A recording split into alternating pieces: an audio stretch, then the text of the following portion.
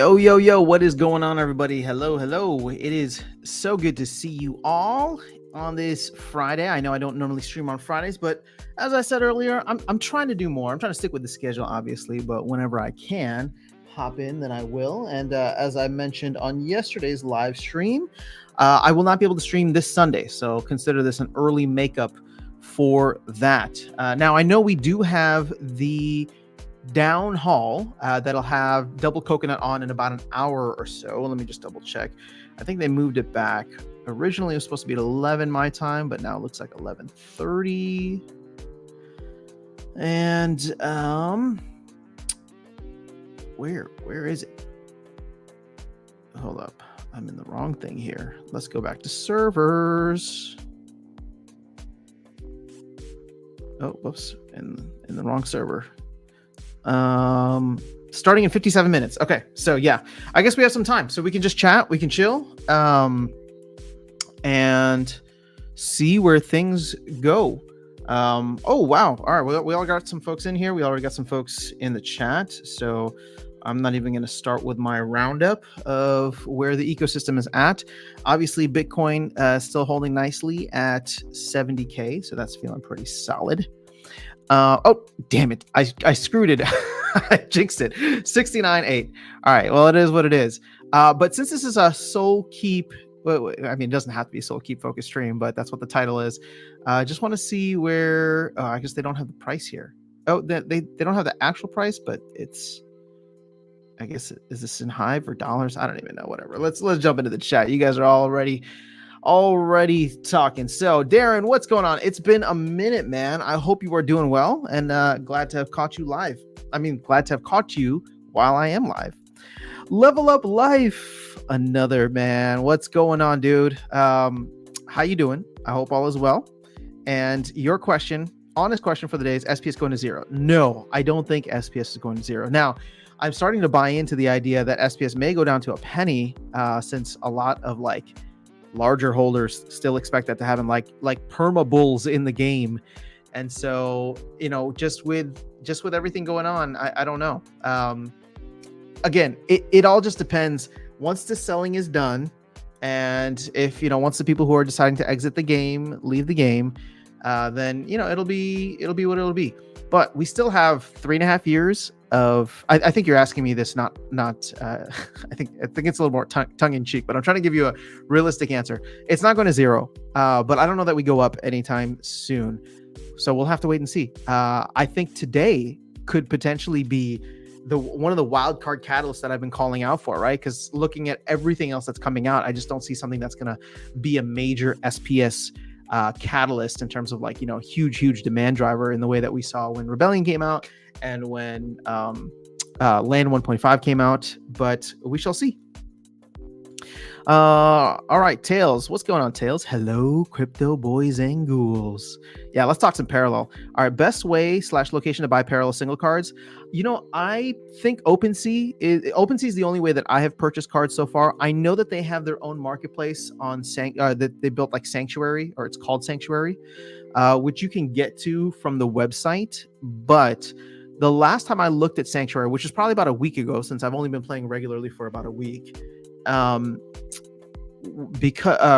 the last time I checked, which like I said was about a week ago, they did not have as many things listed on there, and I believe Sanctuary all exists on base. So yeah, there's that.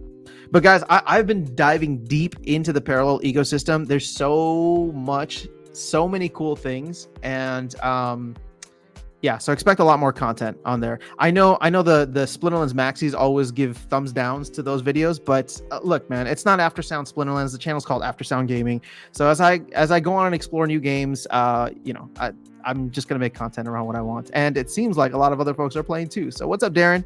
I've been playing Parallel. Thanks for putting me on. Very glad to hear that you guys are in. Bitcoin Sig, what's going on? Oh yeah, Bitcoin Sig, we got to talk about Star Atlas too. The next Star Atlas release is on April 2nd, and Illuvium release starts April 30th. Registration starts April 15th. Oh my God, it's exciting times in Web3 gaming, guys. And my hope today, I have no inside information. I have no idea what's going on. but I'm really hoping that we get a release date for Soulkeep. I think a lot of people have said if they don't get a release date for Soulkeep today, then they're going to sell off. And I understand there's a lot of other games that are announcing release dates and a lot of other assets that are still relatively cheap right now. So yeah, I love Splinterlands. I'm just not putting any more capital in. That's just what it is. Like I have so many things that earn me SPS already, including my deck, including nodes, including everything else. I kind of want to diversify not just my gaming experience, but the investment side of things too. I think a lot of other games have the potential to pop off, and I'm very much looking forward to riding this wave as a whole. Phoenix in the house. What's going on, Phoenix? Good to see you here. All right. Tail says, is there a transfer fee or gas fee to move cards from OpenSea ETH mainnet to base or your deck? I'm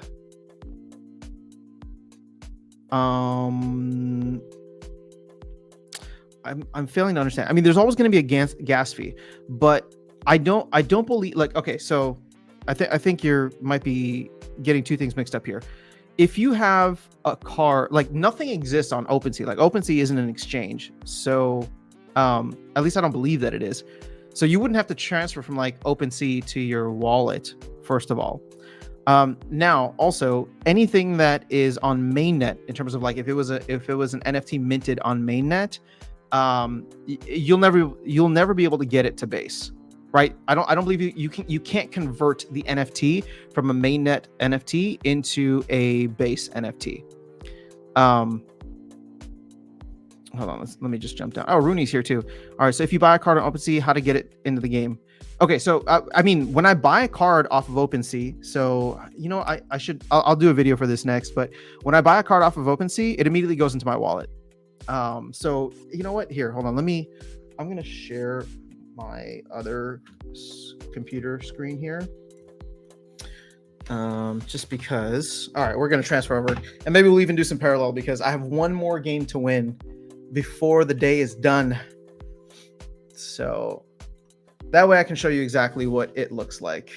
So let me enter in. I'm going to move this over. Okay, we'll turn this into a little session here. All right, let's move this over. I'm getting my other computer into the mix. I want the mouse there. Por favor. Por favor. Okay, so let's see. Present.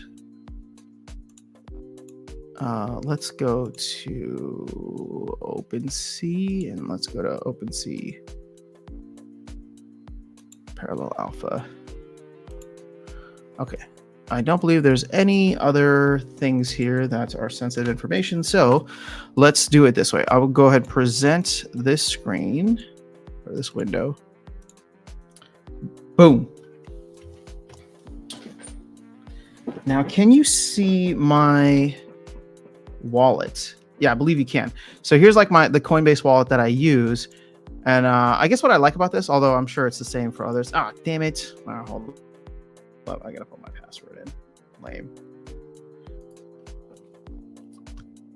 Actually, it's probably good for security that it works like that.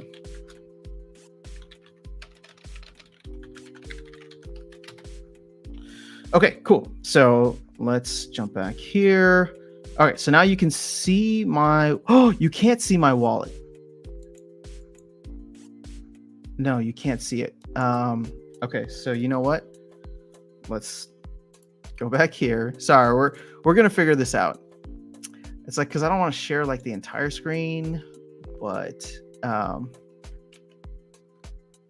let's do this. So we'll present. I guess we have to do the entire screen.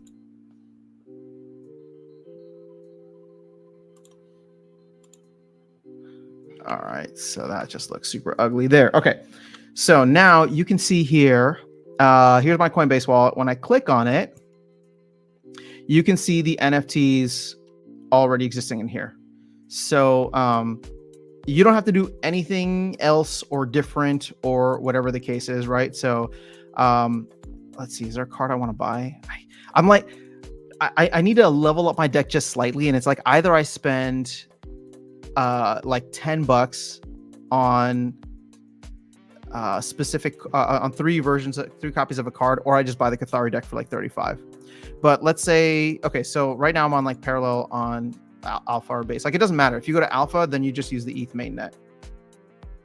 So like if you wanted to buy this card, for example, like I could hit buy one now, and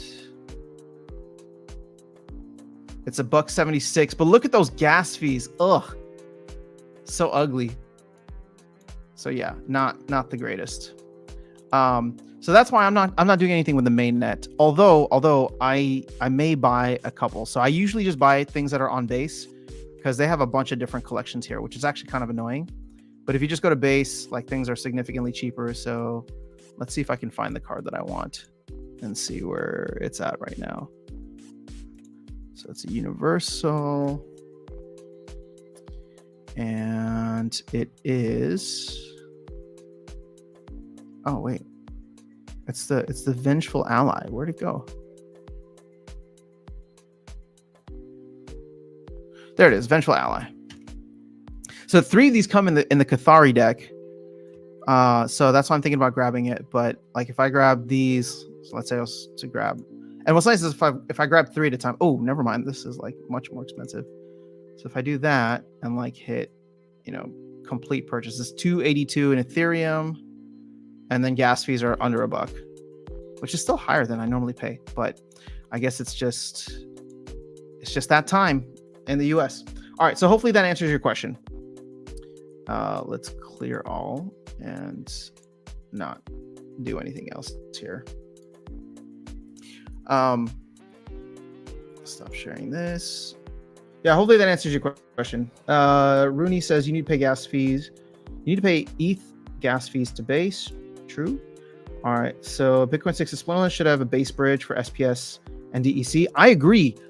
There's so much happening on base. There's so much happening on base. There's so much happening on Solana. We should be there.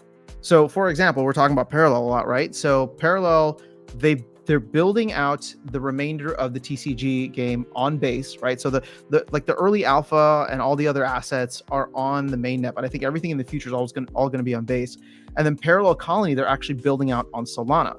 They raised $35 million worth of funding, and they actually had, like, I think 2 of the Solana co-founders that were part of that funding round, as well as like Solana Ventures or something like that, one of the funds.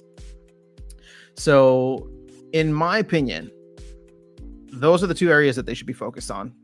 Building, like, and I guess it doesn't have to be base, but it's just, base I think is going to be, I don't want to say dominant.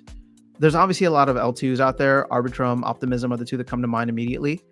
But, like base has Coinbase behind it, and like it's going to be free to transfer USDC around. You're going to have top tier games like this built on it. Like I just don't see a reason to not to do the others over base. So Tails says, or no, Rooney's saying to Tails, it's best to keep in your wallet and don't transfer it to base. Yeah, so if you're going to buy something on mainnet, I mean, all that stuff just ends up in your wallet, like I said. You don't have to transfer anything to base, right? You either buy it on the mainnet or you buy it in your buy it on base, and it automatically goes into your wallet. At which point you'll be able to, like see it in game. So Rooney says best return on Parallel is just buy Prime. Hey man, that's been the case for me. All right, Tails. Sorry, I missed that. Where to find OpenSea collection on base? The default collection on OpenSea has Chain Ethereum. Oh, you know what? It took me a while to find this too. It's actually very disorganized. I wish there was a better way. Man, they always do this. Hold on 1 second, guys. Literally every time I start streaming, they just have to start like mowing the lawn.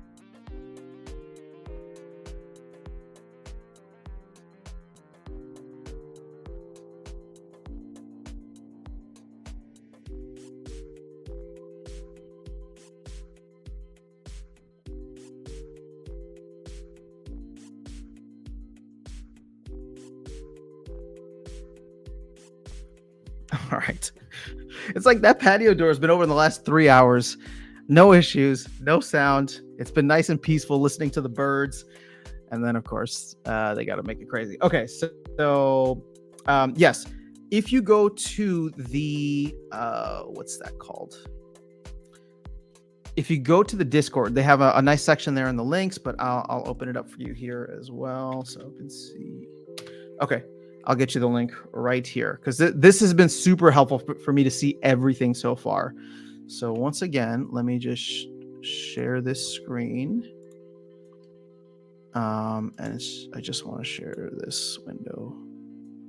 Perfect. Okay, so if you go to this website, or not the link here. So OpenSea.io/category/parallel-collections. Again, this link is in the official Discord. It will take you to this, and this will show you everything that's part of Parallel. So you have Parallel Alpha, right, which is essentially the first collection that they put out. And then there's also Parallel Alpha Base. So these are all the same cards, but they're just available on Base. I think at some point they started migrating things over, selling like the NFT packs on Base. You can also see that there's a place for Parallel Companions. I don't even know what's there. Oh, this might be, actually, I don't even know what that is, but there's companions, lore, comics, auxiliary items, avatars, which is going to be important later for the AI game.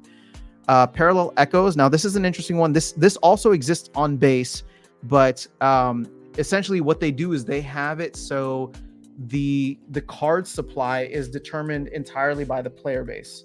Right, so I think they sell a small set of whatever, like cards, but then in order to mint new cards, you mint them as echoes, which are still NFTs and still have earning capacity. But it's not the team that does it, right? You as a player have the ability. So if you level up your cards, or you gain XP for your cards by using them in game, it's called Renown. And then when you hit a certain level, you can actually mint a new card. But it doesn't make sense to do it, at least not for me right now, because, for example, the cost to mint a card, and in fact we can even do this, and I'll show you why it's not worthwhile. So if we go here,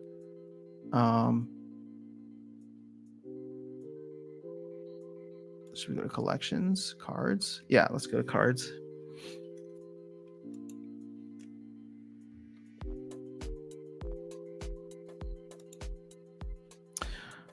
And of course, it's not going to work right now. Oh, there we go. Okay, so here are my decks. So I don't even know what. Oh, this is the starter. What? I don't even know what these cards are. Okay, let's go to Marcolian Bannerman, for example. Nope, this is not what I wanted. Let's just go to cards. Yes, exit. Sorry, this is taking a lot longer. Yeah, so Tails, to your point, the base collection prices are much more reasonable, but there's not as many on there. People have not been minting them, and I'll show you why. Right. So for example, well, actually, I don't know why there's not as much on base. I think it just wasn't there just wasn't much liquidity there. But like, let's show, for example, wallet cards only. Right. So these are cards that I own. So for example, I can view like the Combat Veteran. Right now, I can mint 2 new Echoes. Right, and these would be on base.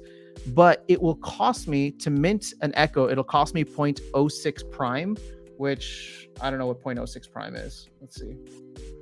0.06 times 23. It'll cost me, damn it, 0.06 times 23. It'll cost me, wait, what the? 0.06 times 23. It'll cost me $1.38 to mint it, right? Which is actually not as bad as I thought it would be. But as I was saying earlier, if you go and see not the base, but see what's available on Echoes.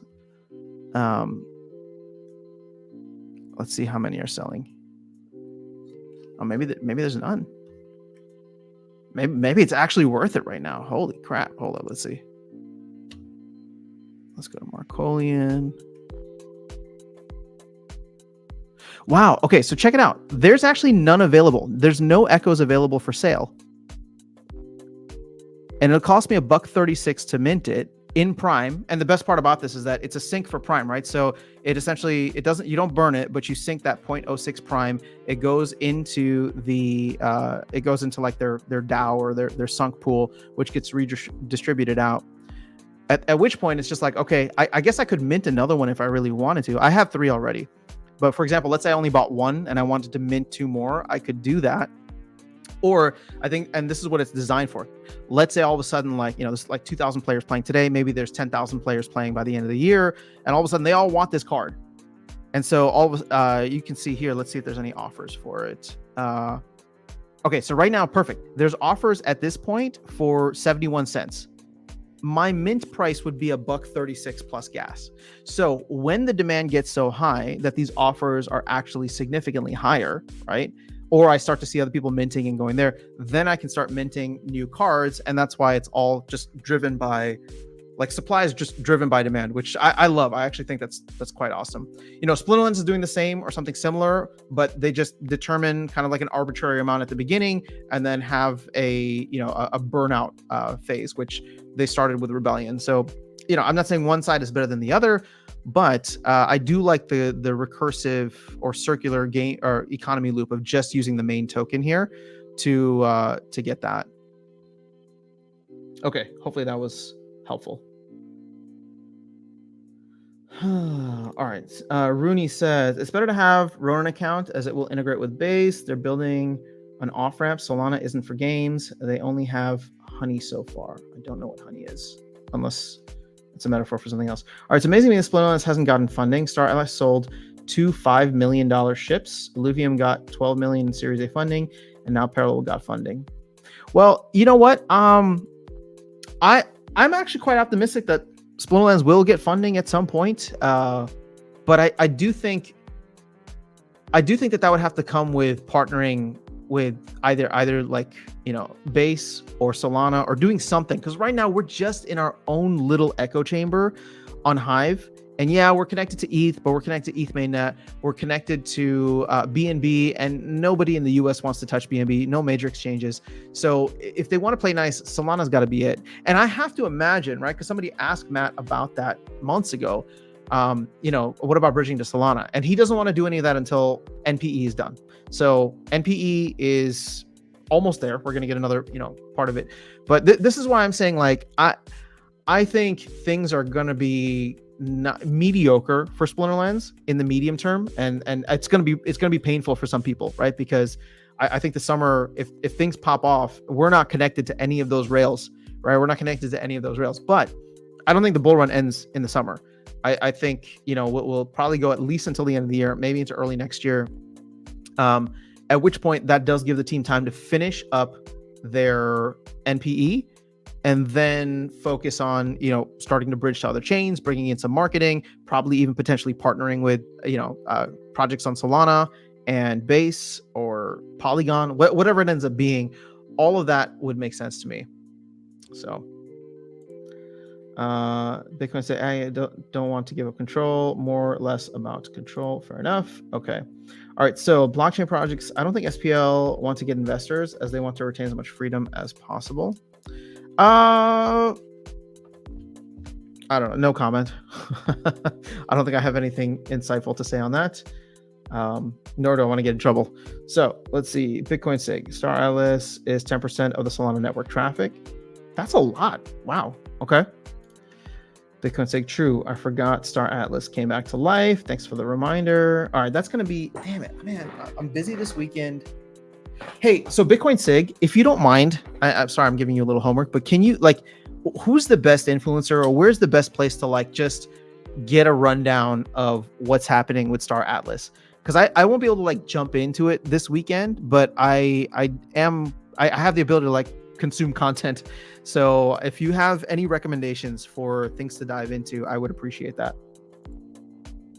All right, so Alex says, I read the title, said Soulkeep, and look, we talking about another game. That should be all the information you need to know about Soulkeep. Well, the Soulkeep, we don't have information about Soulkeep. The thing starts in about half an hour, 35 minutes, Alex. So if you have run out of patience, then yeah, sorry, man. But in 35 minutes, the downhaul begins. And I think if you guys still want to hang out and I don't have anything else going on, I might just kind of do this as like a reaction stream. We'll just listen to it in the background. But yeah, we'll see. All right, so Tail says, much better. The base collection prices are much more reasonable by default. Yeah, for sure. The thing is, you're not going to find, I don't think you're going to find any of like the legendary cards or even probably rare cards on base.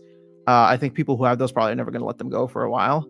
So the only place that you're going to find a lot of legendary cards is going to be on the main net, sadly, or if people make echoes on there.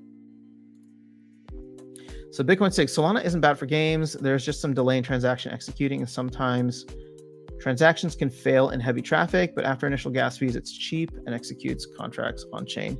Yeah, so I mean, it's fine now, but what happens when, like, what happens when the player base, well, not even the player base, but just like the network traffic 100x's? Will they be able to handle it? I don't know. Blockchain product Soulkeep hype in the title, and we are talking Colony. Actually, we're talking Parallel. But we can talk Arcade Colony if you want to talk about Arcade Colony. Or we can talk about Parallel Colony. This is all going to get very confusing soon. SPL under 2 cents. Oh, did it really go under 2 cents? With the Bitcoin dip? Actually, not surprising. Yeah, there it is.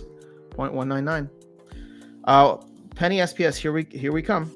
All right, so Rooney says, I believe it's more about Solana centralized control that mid-large gaming studios avoid at all costs. However, they will put a sub-game on Solana. I don't know. I mean, again, all these are shitcoins to me, right? but that doesn't mean they're not fun. I don't know. Solana's proved itself to have a very solid community. I don't know about the scaling issues, Rooney. And you know, I'm not an expert on any of these things by any means, but you know, Solana still goes down from time to time. There's network outages, and we're not even in like the throes of a full bull run. So yeah. All right, Tail says video ideas for you: how to sell your unneeded starter deck cards on OpenSea, and how to mint extra copies of starter deck cards you want to run 3 copies of in your deck. Echoes. Yeah, we could definitely do that. Thank you for the tip. We will we'll try to do more parallel stuff soon. X Wheel X Luis, what's going on? Good to see you here. State of Sprout, what you eating for lunch? Hey man, no lunch. We're doing OMAD, 1 meal a day. And oh man, I got, what did I have the other day? What were we talking about? I don't know, but today I have this just delicious looking chuck roast. It's sitting in the slow cooker right now. And I was like, I almost forgot. I probably was like a minute or two late to the stream because I was like, I don't know how long I'll be live. So I had to go run and throw it in the slow cooker so that I get like the full 8 hours. It'd be nice and tender and juicy. Don't forget to collect your land production. Oh, thank you. Because I actually very frequently forget to do that. I don't know, man. Land is land. Let's go check it out, shall we? I know a lot of other people are enjoying it and they're like optimizing their land, and I'm happy for you. Oh, we only hit 70%. That's not terrible. Okay. You know what it was? I think somebody reminded me on Sunday morning stream, and I was already past 100% then, or at 100%. So I think we're good. As long as one of you reminds me regularly, then we'll be able to harvest our land. Oh, I should have just done harvest all. Whoopsies. Yay! Look at that SPS. It's feeling good.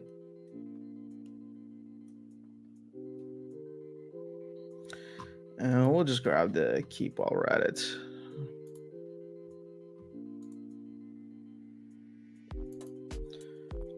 Ooh, plenty more SPS. Lots of grain, lots of research. Dude, I'm actually curious to see where am I on the leaderboard, if at all. So I have how much stuff?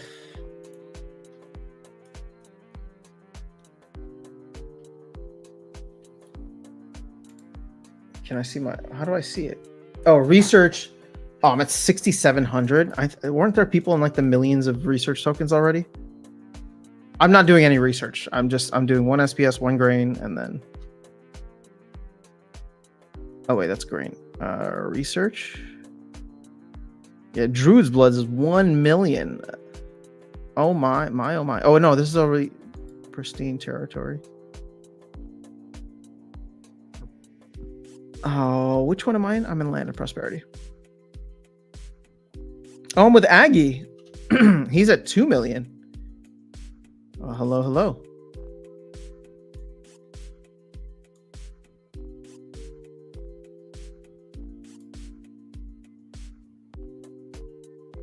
I mean, top 100 is 8,300. That's not, I mean, I'm not that far away from top 100. Although I don't think that really means anything.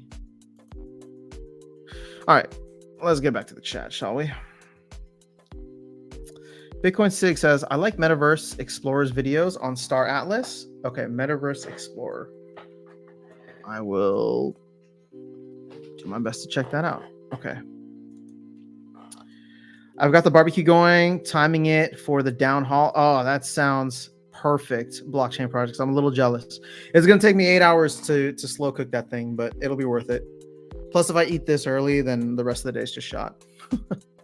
Crypto Reaper is in the house. What's going on? Hello, hello. Bitcoin says, I need the grain market to come out already. I've got deficits. Oh, interesting. So you're going to be a net buyer of grain. I wonder how many people are going to be the same for that. So grain is boring. What are some other types of land that is interesting? Which territories region is supposed to be the best, as in most opportunity? You know, I don't know. My guess is that you're going to want to be with people that you know, ideally. So I'm sure Gankland is having a ton of fun. Virus is in the house. There's a keep for sale in 51. I'm out of the land market for the time being, though. Fair enough. All right. Yeah, I'm out of the land market too. You guys won't like this. Dark as I was trying to convince me to sell my keep yesterday so we could buy a parallel avatar. It's just they're so damn expensive. But I want one for Colony, so I'm gonna have to figure it out at some point. I'm not gonna sell the keep though. Don't worry. I'm excited for land. Just I'm not excited now. Mark Horror, what's going on? Hello, hello. Good to see you guys here. All right, so we have less than 30 minutes until the downhaul. I want to see what the deal is.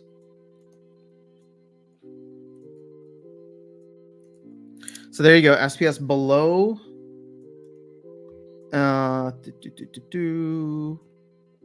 SPS below 2 cents. But hey, check it out.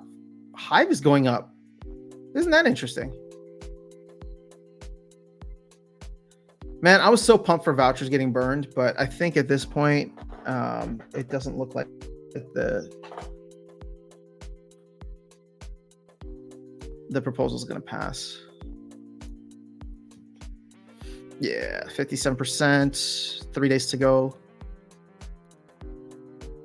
Oh, it doesn't look like this is going to pass either. Sorry, DJ. Go, DJ. Go, DJ.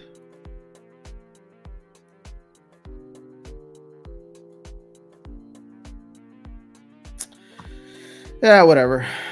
I don't even know what's going on anymore. There was like a flurry of proposals.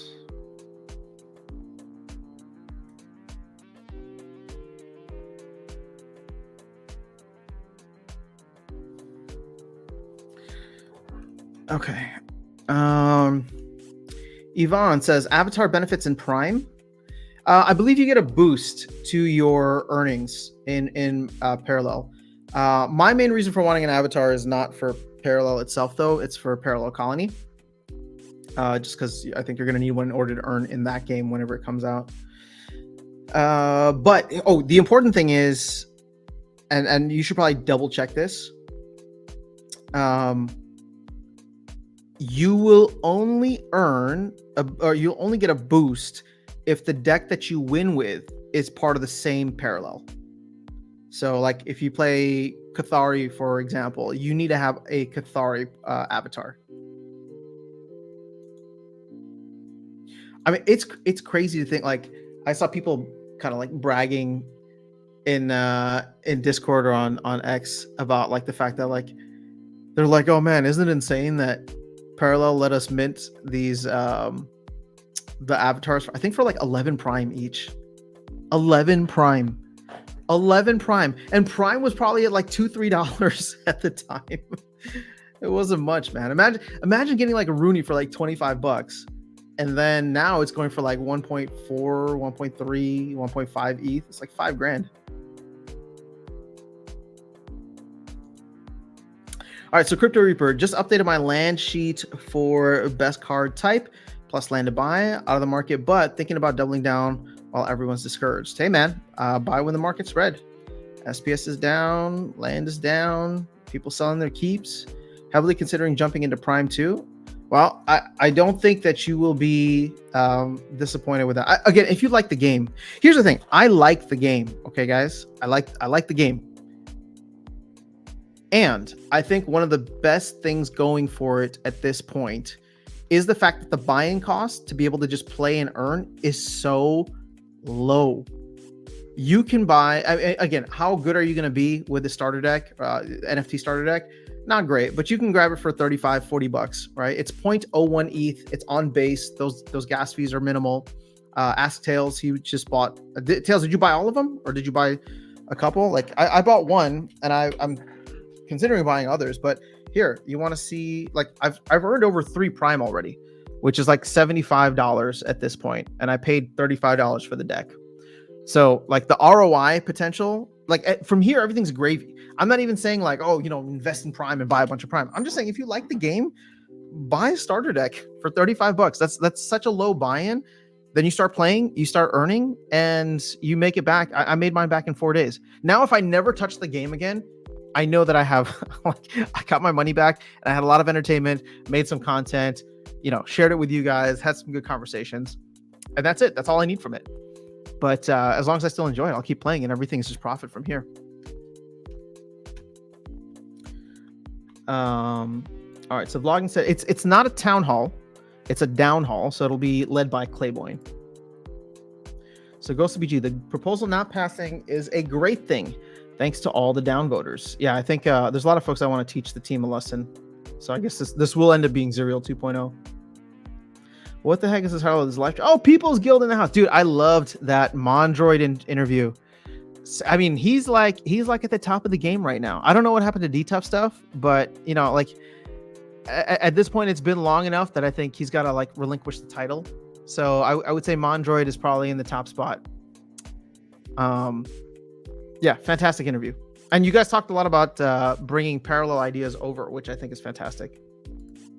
So I need 5 avatars. I bought all of them. I mean, you don't need any of the avatars. You should still be earning, right? Like I'm able to earn half a Prime a day pretty much at this point.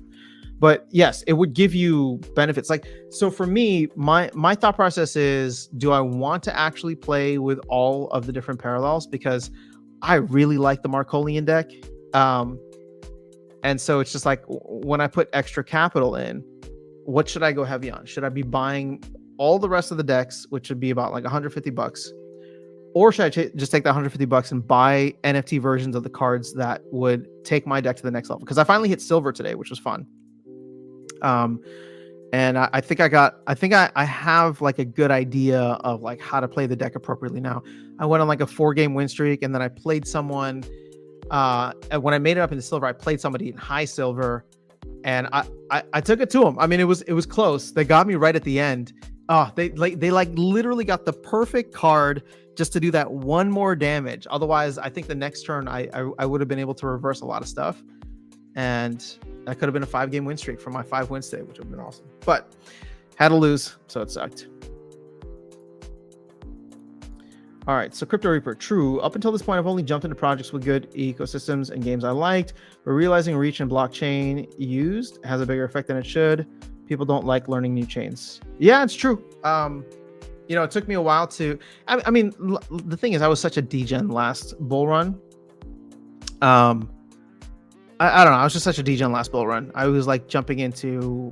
It was nice because I was learning a lot about DeFi through Terra Luna, through BNB. Even got involved with some Polygon stuff as well. I don't know why, but I stayed away from Solana outside of like doing step in. I mean, whatever. I guess I learned enough of Solana, had a Phantom wallet, but never got into like Avalanche, Polkadot, or all the others. which I think is fine. I mean, all this stuff is going to consolidate either into ETH with layer 2s. We'll see how Solana does this run. See how Polygon does this run.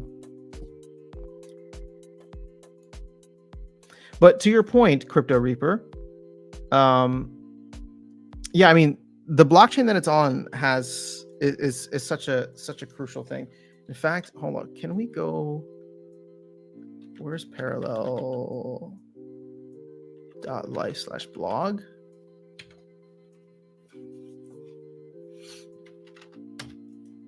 Let me see if I can share this with you. And this is like what I want to do some videos on, not this specifically, but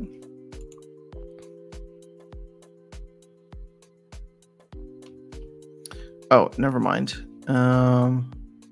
This is not what I was looking for. Their blog is only their blog is talking about the card for next season, which is crazy. Oh, whoops, I never showed it to you. Also, they added a new game mode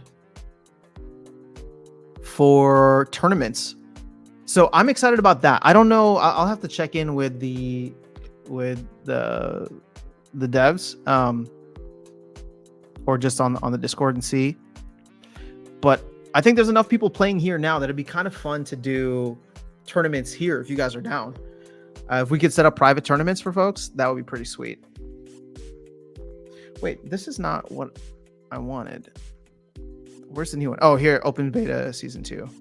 So this starts in April.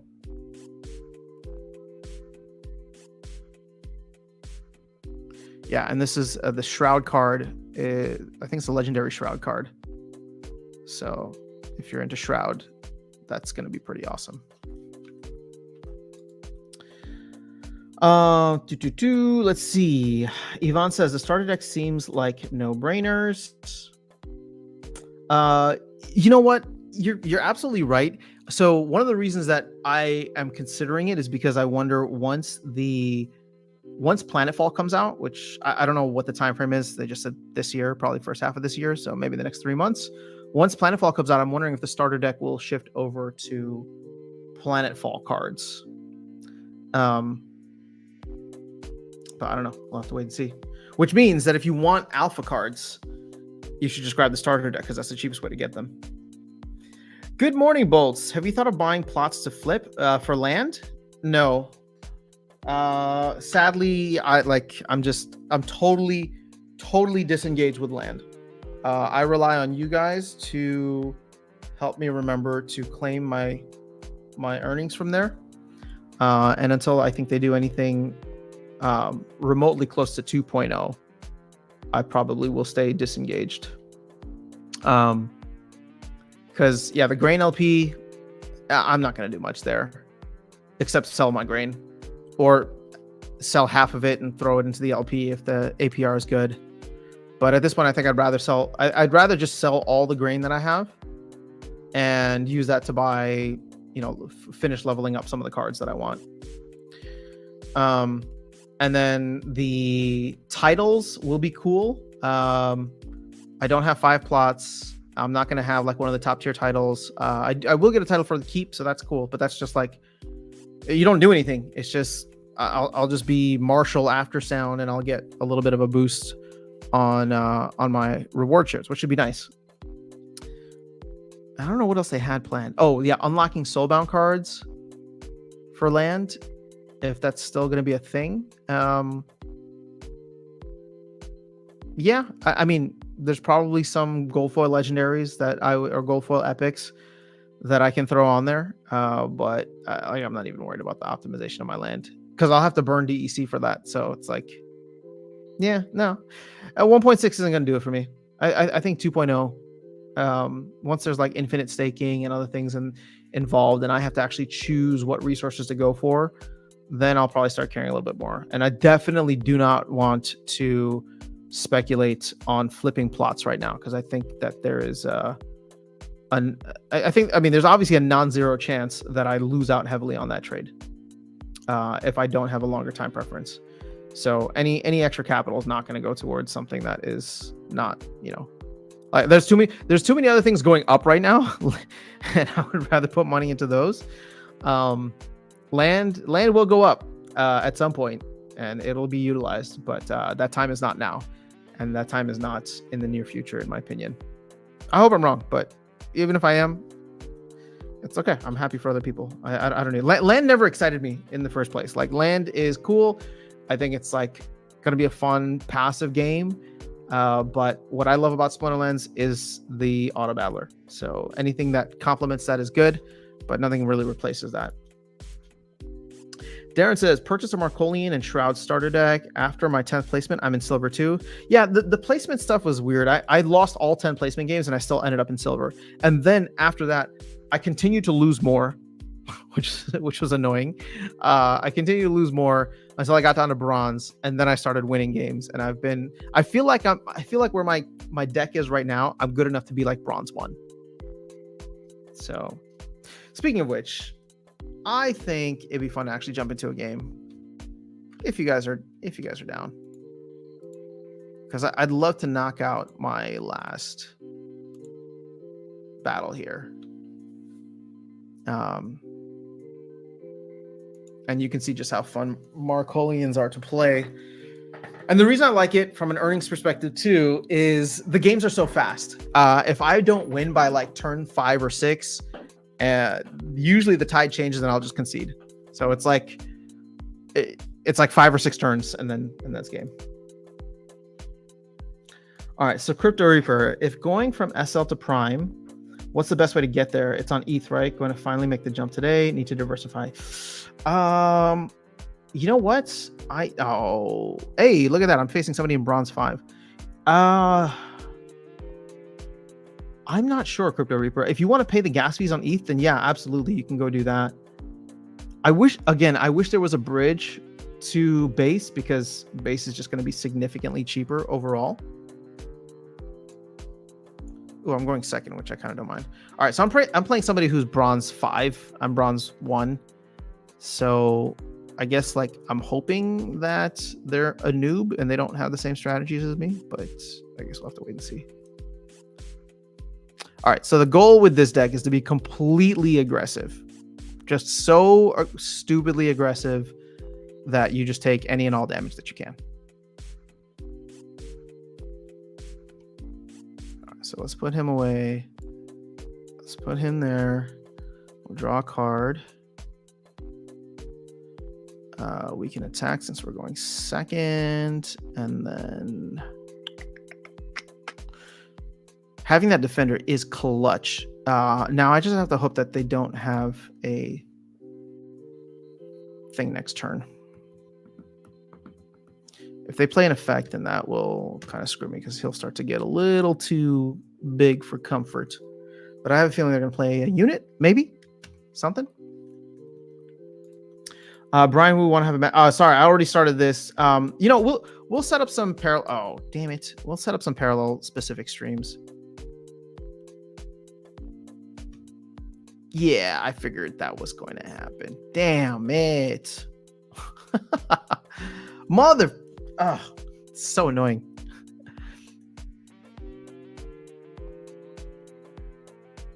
Okay, let's put that away.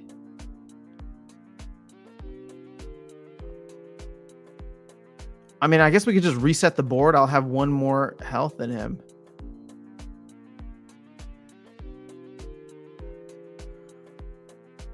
Yeah, you know what? Because otherwise he's going to get a little too cool for school. All right, well, this really slowed me down.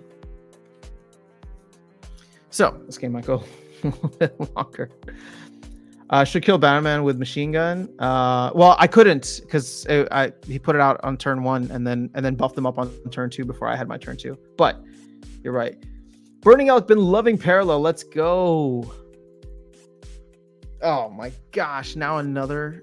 Okay, you know what? Actually, this can actually go to my benefit. Let's do this.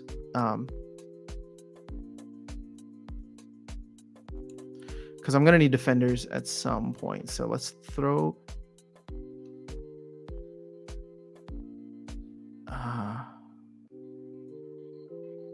Yeah, you know what?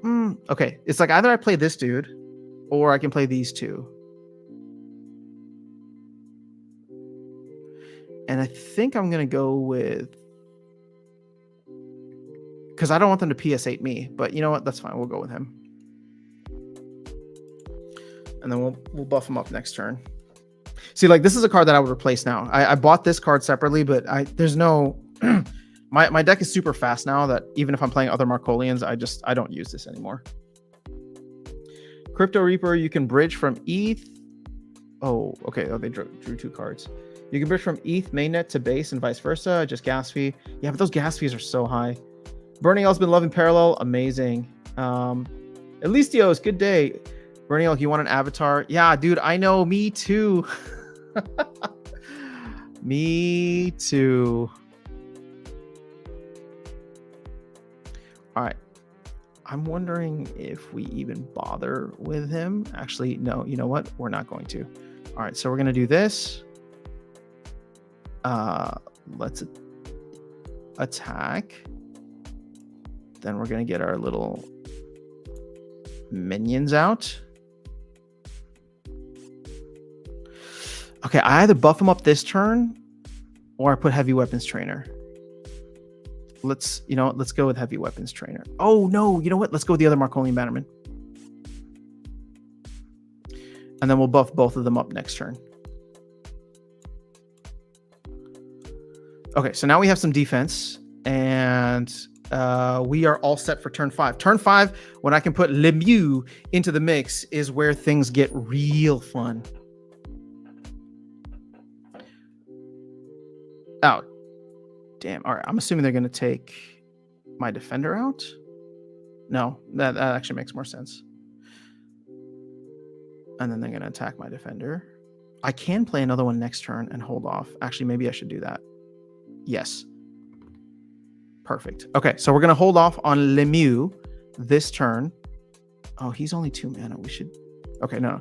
We're going to hold off on Lemieux. Let's attack with one of these guys to trigger assault. Yeah, because then we can win next turn, essentially, at that point.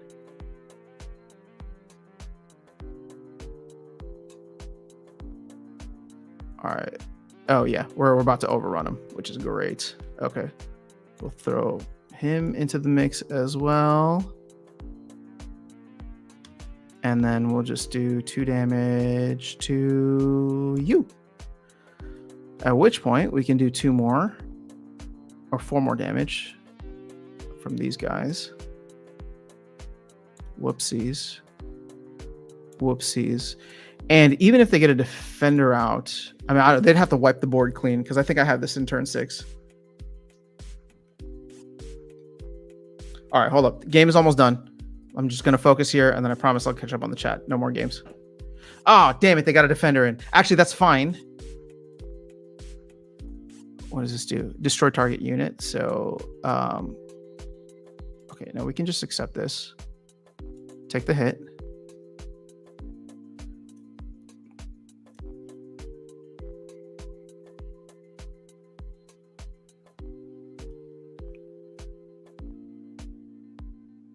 Okay, now the question is, can we win this turn? So he's going to take out... Okay, I don't know who he's going to take out. But this would be 3, 6, 7, 8, 9, 10, 11, 12, 13, 14, 15. He is going to take someone out. But you know what? I think we just play the gambit now. Oh, wait, did we already assault? Yeah, we did. Okay. We play the gambit out. He takes one of them. We're still going to be up big. And the next turn, we use this little assault thing. So destroy the defender. In turn, he gets to do 3 damage to a unit. My guess is that he would probably want to take out one of these guys, but maybe he'll take out a defender. I don't know. Because if he takes out the defender... Yeah, smart. That might buy you another turn. Okay, so I can bring back a defender from my waist, which would be good because I can play that next turn if needed. Shouldn't be. Everybody gets +1/+1. And then we just go all in.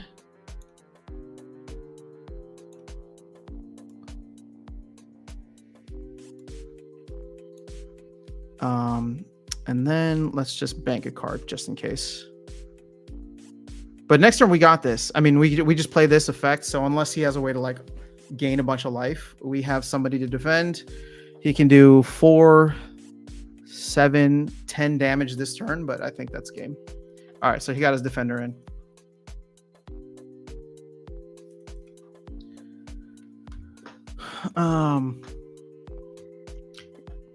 Yeah, it's probably a little bit of a noob. Oh, smart move. Who are you gonna get rid of? It's probably adorable. He thinks he still has a chance.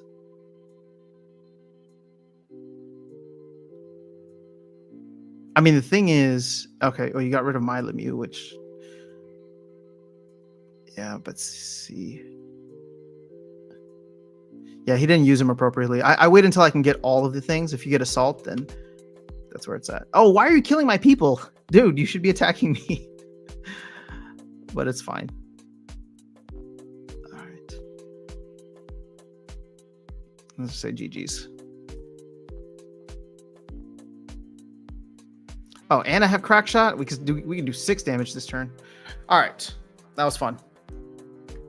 So this is why I like Marcolian, because the game was, I don't even know how many minutes, but not very long at all. And the thing is, by the time I get to that point, if I know that I'm going to lose, I just concede. So that's game. But here we earned 0.077 prime, which is what, about like $2. So yeah, total prime earnings for the day should be completed. I got all 5.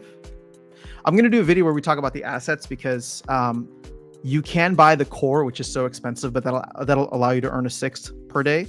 And I wonder what the ROI on that would be, or the time to ROI. Okay, let's catch up on the chat, because we have about 2 minutes until the downhaul starts. All right, I'm thinking SL, BNB Monster Bridge, then BNB to base on Portal Bridge. Oh, I didn't even realize that there was a way to do that. If so, I think that's, tell me more, because it's, I mean, I'm not trying to take stuff out of SL to Prime, but just to know it for the future wouldn't be a bad thing. Okay, should kill a banner machine gun when he's on 2. Powers, what's going on? Are you doing got to this game? I mean, I've done videos and I will be doing more videos soon. It is quite complicated, but I kind of like it because of that. Think of it like Splinterlands. It has its own different type of thing. I wish gas fees were lower on ETH mainnet because there's a bunch of cards I want. Yeah, I know. Tell me about it, right? Thanks. I need to get a Binance US account. I mean, if you have Coinbase, you'd be able to send, you'd be able to withdraw or actually, if you don't mind going through an exchange, you can just withdraw Litecoin out to Coinbase that has Prime, or to, any exchange that has Prime at this point. Crypto Reaper looking to wormhole. Yeah, but if you want to do DeFi, I'm not as much of an expert. Finally found a Web3 MMORPG free to play, no pay to win, called Big Time. Oh, people have been talking about Big Time for a while. Shout out to Wibblewee. All right, nice. Yo, Vilson, what's going on? Also, Wormhole will be airdropping soon, but US IPs can't claim. Big Time around since last bowl, I believe. I don't think so. Big Time popped off a couple months ago. Never played. Looks good. All right, yeah, it's all right. Been playing a lot today. Graphics are similar to Fortnite. Gameplay is a bit grindy. Okay, cool. Stream just started again randomly. Yeah, see that okay, so I like have the stream just so I can see what's going on, but that's been happening to me on my phone lately. I'll just have it on the background. All right, a bit laggy though from what I've seen, but they're in beta. So at least is there a maximum amount of games you can play per day? No, so there's no maximum. You can see here that you can earn your 5 highest earnings per day will count. So for example, where I win 0.077 and 0.077, those are when I'm not on a winning streak, right? But you can see I had a 4-game win streak, because the first one was 0.77, then 0.81, then 0.86, then 0.90. If I want to play again and I win again, then the next one I would earn, if it's a streak, would be 0.081, and I could actually replace one of these. So I'd earn slightly more. But is it worth my time? Probably not.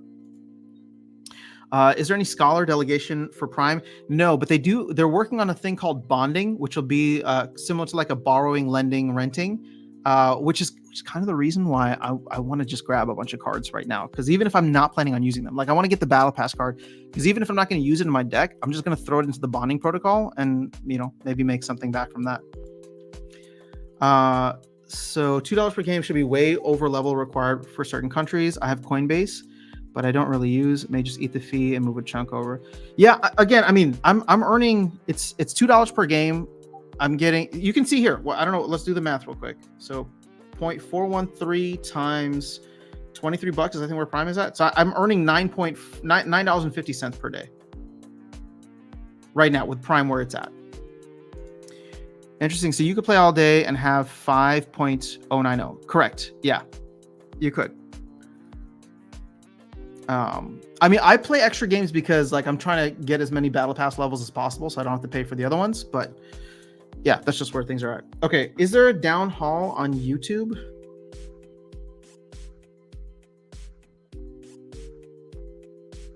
Because I'm gonna hang out and stay live, guys.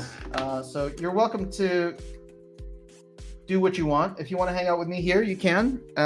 If you don't, then and you want to go to the main thing, then you can. But we'll listen to the audio here together if you guys are interested. And I just need to be able to pull it up. Oh wait, okay.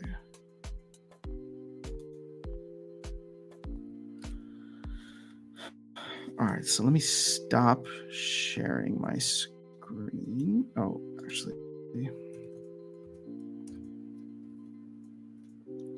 So down haul. I just hope my computer will be able to handle this.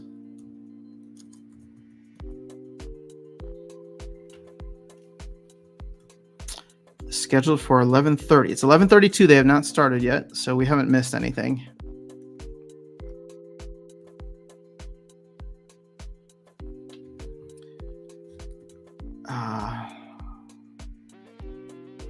Let me see the rest of the chat here for a second. Okay, so we'll wait until they get started.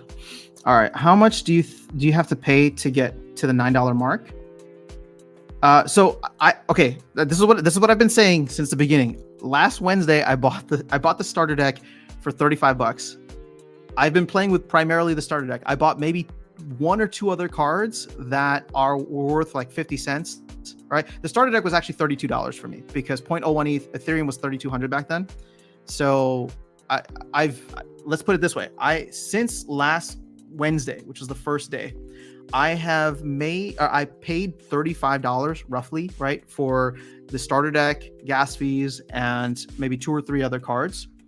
And all in all, I've earned 3.2 Prime, which if you do the math, 3.2 times 23 is $73. So I've doubled the amount of money that I put in already in 10 days. I paid off the entire thing in 3.5 days, right? Because $35, you're making $10 a day.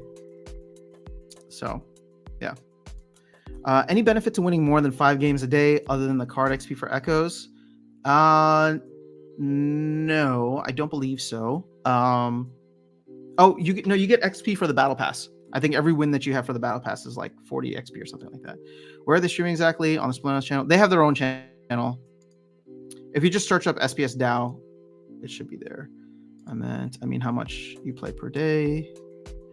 You know what? Hold up. I'm wondering if I should just share it from this one. So actually, I'm going to quit out of here because then I just need to make sure that the audio comes through okay. Okay. They did go live, but the problem is the audio is going to come through this other area for me, which I don't want. So if you guys don't mind, we'll be like a minute or two late, but I'll just speed it up so we catch up with them. But it looks like they are live already. I'm just going to do it on a different computer because I don't want there to be any lag issues. I know. So YouTube. Let me make sure this is rolling out sound through the capture card. Yep. Okay. Down haul. All right. This is the one that's live. There's 31 people there.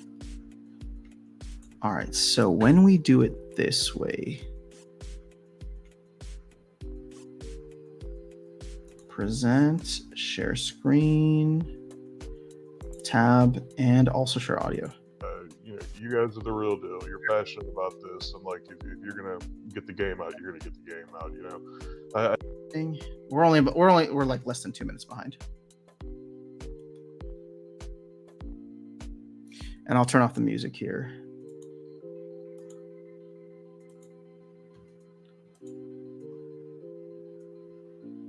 Yo, what's going on? Oh, come on. Don't mess with me. I think that's what a lot of people wanted to hear. Being a multiplayer tournament system is underway. Being a multiplayer tournament system is underway. That's the beginning. Enter internal testing next couple of weeks, and we're still on track for what we planned, which is to release it this quarter for sure. Hopefully the next few weeks. Oh, awesome! So we're looking at potentially like less than even a month away. So yeah, well, let's not go back. Let's say this quarter to be safe. Okay, this quarter, yeah. I don't want to give anybody false hope, but so we're not right. we're not like miles away from this thing. So no date. What do you think? Correct. Yeah, just as a reminder, kind of where we're at. The game was actually done in the can, almost ready to release, almost a year ago.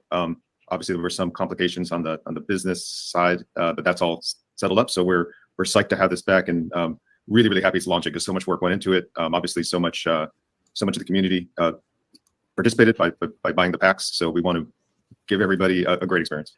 Yeah, and I had some brief conversations with people because I guess they don't really know like the full extent. So I kind of like briefly worked with you guys a little bit in the planning phase. Then I got moved on to another project. I got to meet you guys whenever we went out to Splinterfest.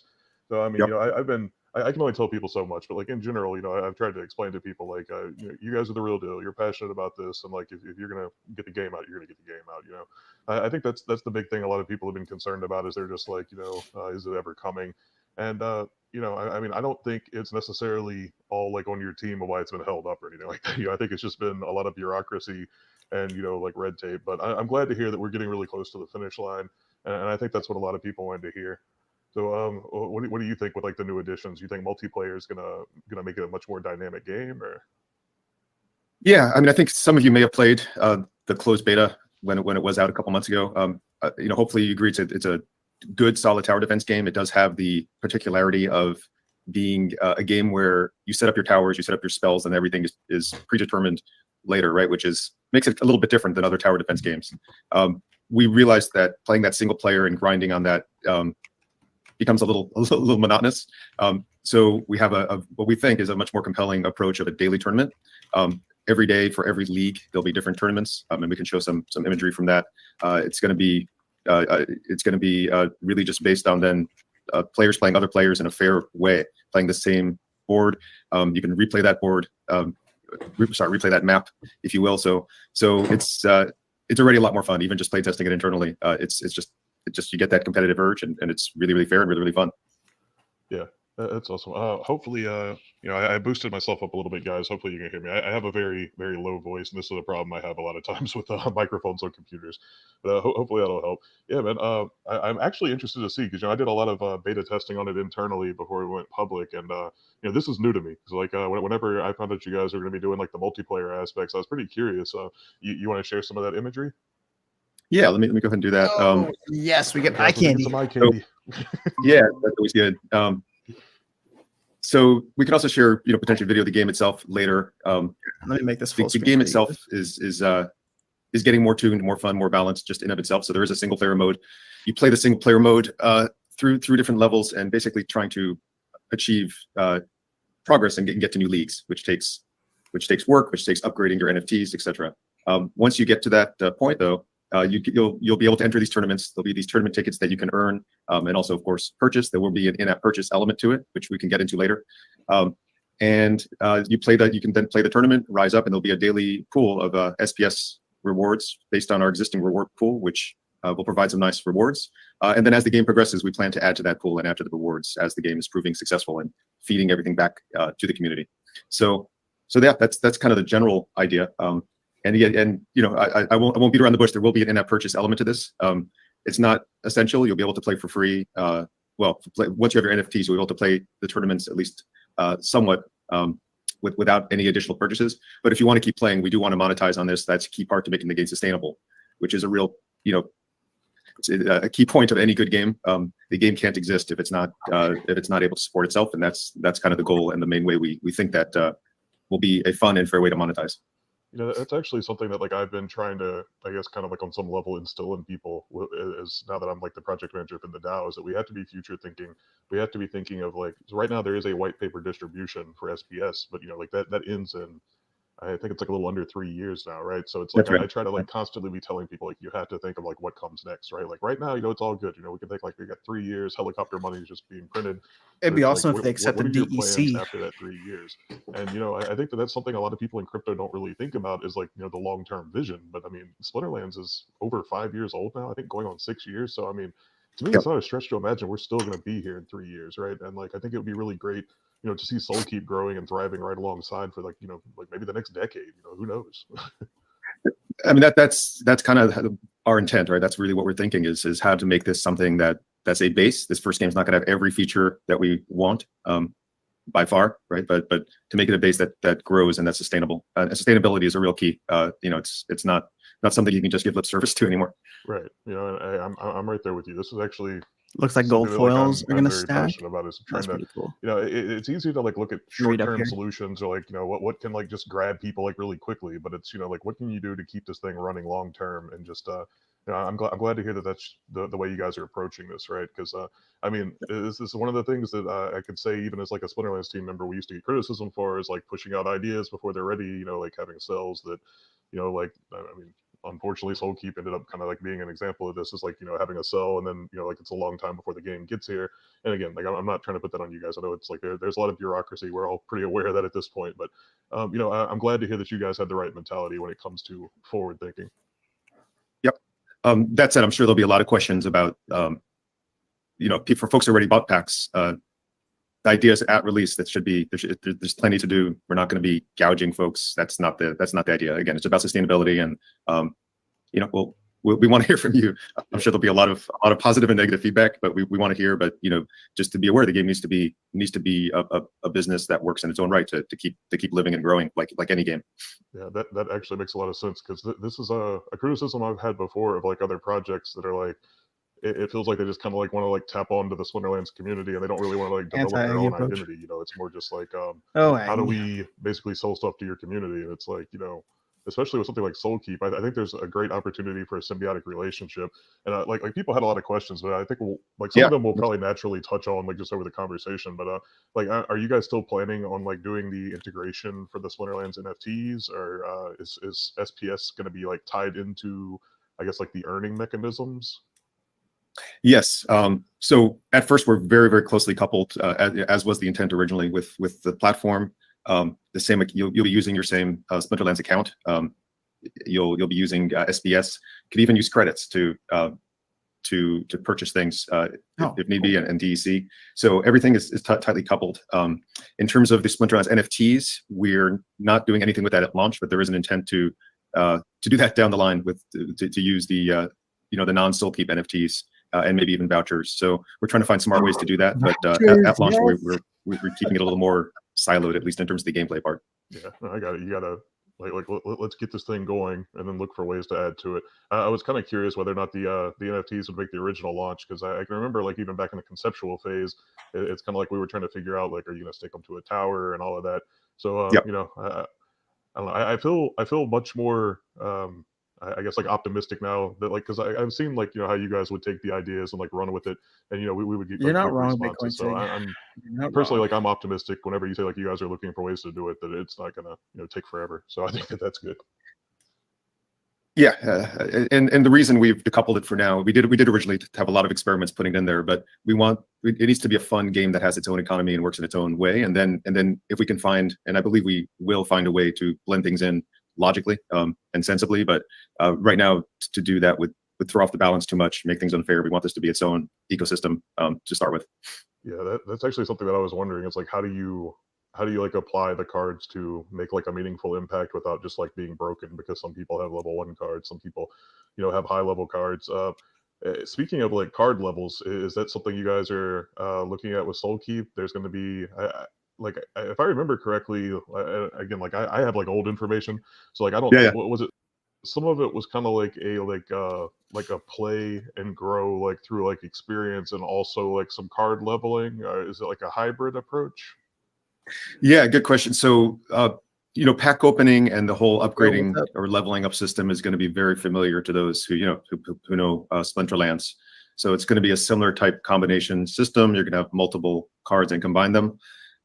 There is, however, the addition of a veterancy system. So the more you actually play a given NFT, its veterancy will improve, and that will have benefits in the tournament.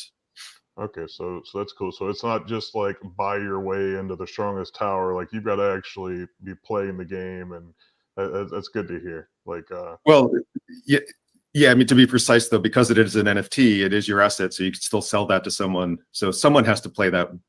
Someone has to play their way in there. It doesn't have to be you, right? Right. Like Interesting. So like your gameplay, like your gameplay is also investing into your token too, in a way. Correct. Interesting. Correct. So that should make some interesting dynamics. Interesting. Like now, see, like this is a cool idea because I'm wondering if in some way, like maybe this will feed back into Splinterlands. Like maybe they'll take a page from that if it works out well, and like they'll start having some kind of like, like maybe like this particular card, like let's say your Grom has got Bloodlust 500 times or something. That'd be interesting. Now Exactly. you've kind of like got my mind going because I didn't realize like how you guys were approaching that. Yeah, I mean, we'll see. I mean, we love the rentals idea too that Splinterlands already has, and being able to, for some folks who could level up their cards, they can't play anymore. Renting their cards out to other players is really great. So. Interesting. So we will have card combining. We will have like actual. I don't want to call it like experience because like I don't really know like the full scope, but like your cards will have like some actual benefit from being played. So like that's good to hear. So It is kind of like experience. Yeah, it's like but it's based on winning, right? So the more a given unit wins, the more it becomes a veteran. Its veterancy points go up essentially.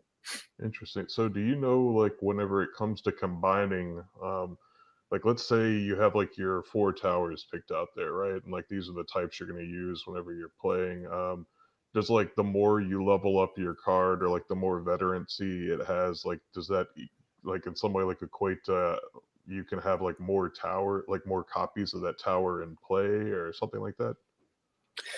Yeah, so the main thing, just like with Splinterlands, is level, right? So level, as you level up a tower or a spell, its stats go up. So its base stats are going up, and then additionally, its base stats. One of the base stats might include how many how many times you can use that spell or how many times you can use that tower in a level. So that's just one of the stats.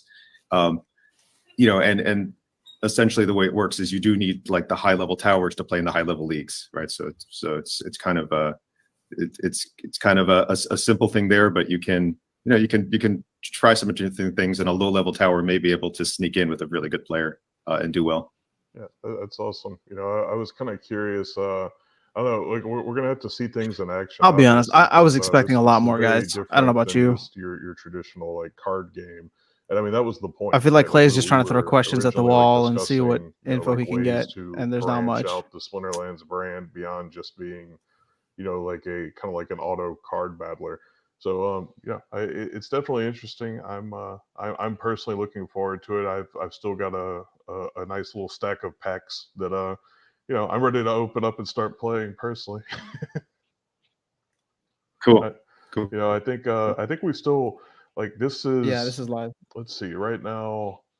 I want to say, yeah, we have like 43 people watching. So like, there's clearly people that are still interested. They still want to learn about Soulkeep because I would have liked the I presentation would say too. this is if they're right even there. like as much or more that have been turning out to I a lot agree of with the the stuff with Aggie. the I'm not town halls anti-Aggie. lately. So people are definitely excited. Let's see what you got on the screen now.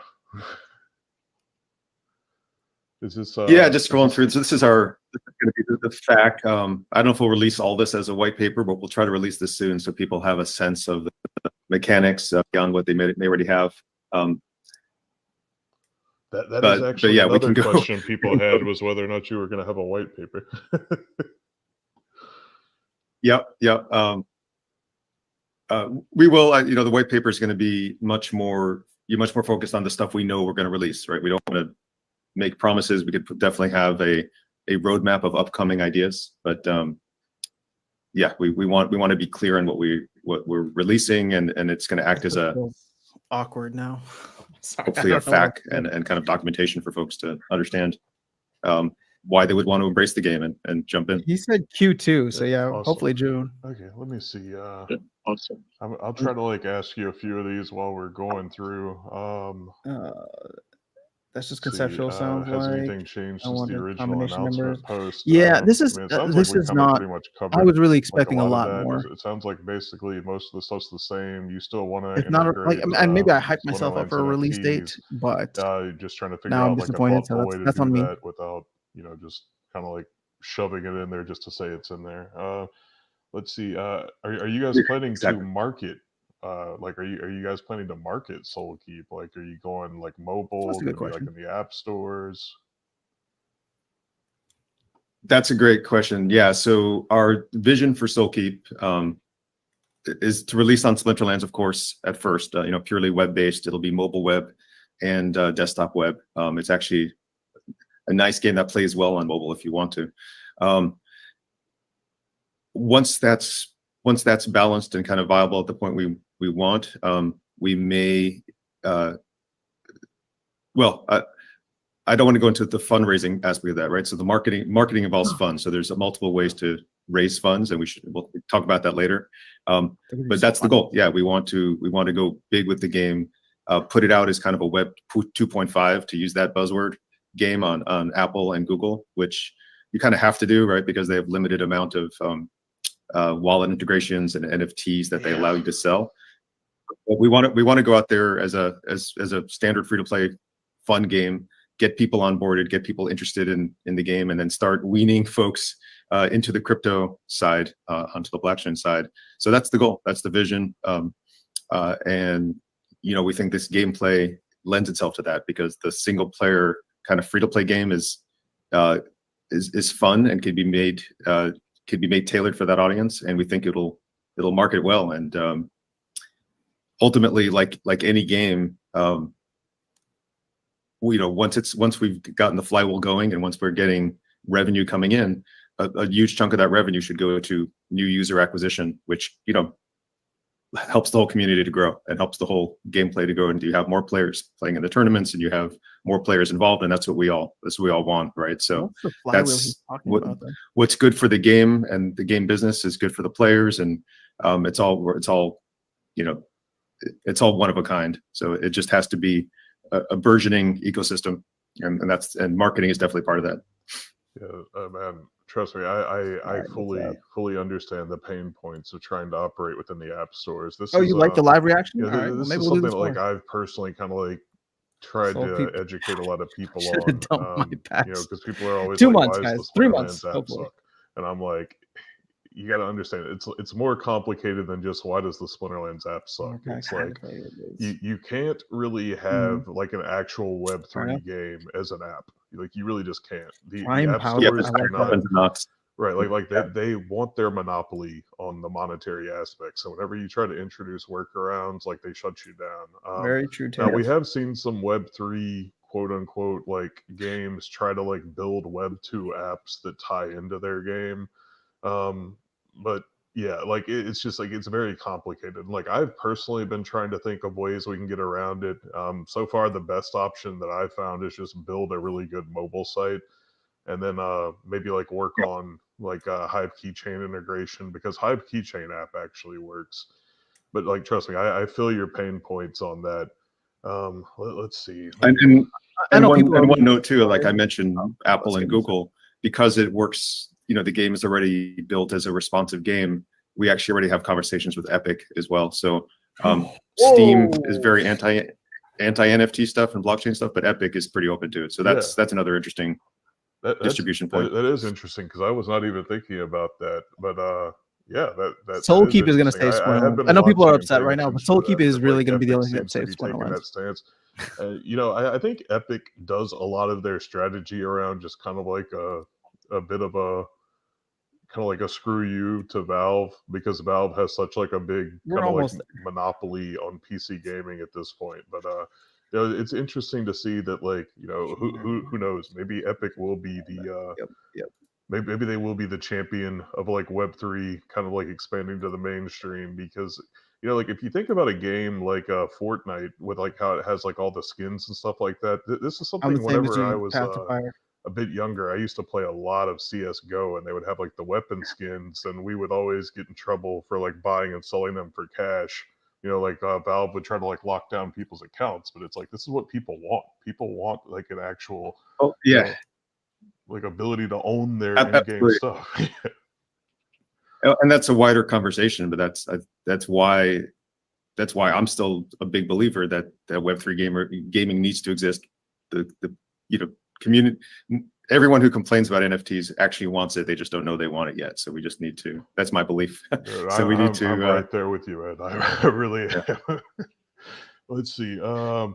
So the Epic, packs, I know we alright. mentioned packs, and this is a question people have been asking. Are you guys planning on selling more packs like in the near term? Are the packs that people have been buying and holding, are they special?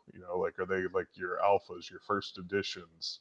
Like, Yep. I guess getting into the hard questions. No, Yeah, those are I great questions. definitely Yeah, think we are not Soulkeep's planning on gonna stay selling packs Splinterlands. again in the I'll near expand term. on this So more later. the only additional way the game will monetize in the near term is selling of these tournament tickets. So yeah, we want the original pack holders to be rewarded for coming in early and being so damn patient. I And respect that. yeah, Thank you, I David. don't know. Again, the goal is to make the game sustainable. So we don't know like what extra powers, abilities, special things these packs will have. That's way out in the future in terms of it, but that's always going to be top of mind, is keeping the original pack holders feeling like they got something of special rare value because they came in early. Absolutely. Yeah, that's awesome. It's definitely good to hear. I think that's something that people have been concerned about, knowing that kind of like they Soulkeep's feel gonna like have a the mobile project's app, been stuck in limbo. Like they a don't know. complete Web 2 Like, I mean, mobile app. I know you guys like a little bit more than I think a lot of these people do. Like, I know you guys actually have like a successful company that develops lots of games. It's not just like this isn't like your only your only Also, they are way thing better that at you're marketing, working on. at least So right now, uh, than the Splinterlands I team don't is. They have much personally better feel like you connections. guys are like super strapped for cash. Like like you have to like get this out and just start printing money to be able to survive or anything, right? I mean, I get like what you're saying. You want to monetize this, make sure it's like set up for long term success, but like you're not coming out like strapped for cash and desperate to like make a buck or anything, right? No, definitely not. It's not about being I love you, desperate to Clay, make but a that's buck. such It's a weird about the question. game being its own business that's sustainable, right? It's like Right. as simple as that. And I know that sounds kind of lame and businessy, but that's kind of the reality of anything. Like it has to be supporting itself. Yeah. I mean, I get it. Like servers cost money, especially like if you're going to be moving into, or if you're like looking into moving into app stores. All of these companies like they want to cut. Then you have to deal with all the complications of Web 2 payments in a Web 3 world. So like I get it. There's a lot of overhead to consider. So I like, to me, going into this with the Yeah. mentality that you have to have like some kind of Q2 like is what they reasonable said for release. monetization makes a lot of sense. I think a lot of people are just Yeah. concerned And that like they bought packs and then you're going to be like, well, you have to also buy these packs. right. No, that really want to avoid anything like that. Of course, I think it's likely there'll be pack sales in the future. Undead Block may be happening too. What shape that takes is to be determined, and it's also likely we'll try to find other ways to raise funds in the future. And again, the reason for that is to go bigger, right? To go bigger with the game, to go wider across different platforms and ecosystems, and to do that, you need a war chest for marketing. You need a war chest for further development, etc. Yeah, that makes a lot of sense. Let's see. So we've got that one out of the way. Heroes. It's okay. It can be salty. Like so I know It's I had normal. a question This about thing's a year and a Heroes half like late, or a originally, year late, I guess. because I think that like the way it was originally done, like the only hero was part of like a pre-sale bonus, right? Like so are you guys like balancing around heroes? Is there going to be like any other access to hero? Like are you at a disadvantage if you didn't get the pre-sale hero but you still have packs? Yeah. So the hero, see here. The difference with the heroes, it's like a tower that you can drop anywhere and change around. and she has some really cool synergies. We have one hero because of the amount of packs we sold. So at launch, there's only going to be that one hero. Sadly, She's nothing an archer, new and age. she There's not can much. hit multiple enemies at once in an interesting way. And then we plan to definitely release other heroes now, whether that's through further pack sales or whatnot. We're still noodling on. And yeah, you definitely do have an advantage if you have the hero. So you make sure to get one. Yeah, like one thing that I'm thinking, and this is just me, like thinking off the top of my head, but like a game like this really seems like it could probably use like a battle pass type of system.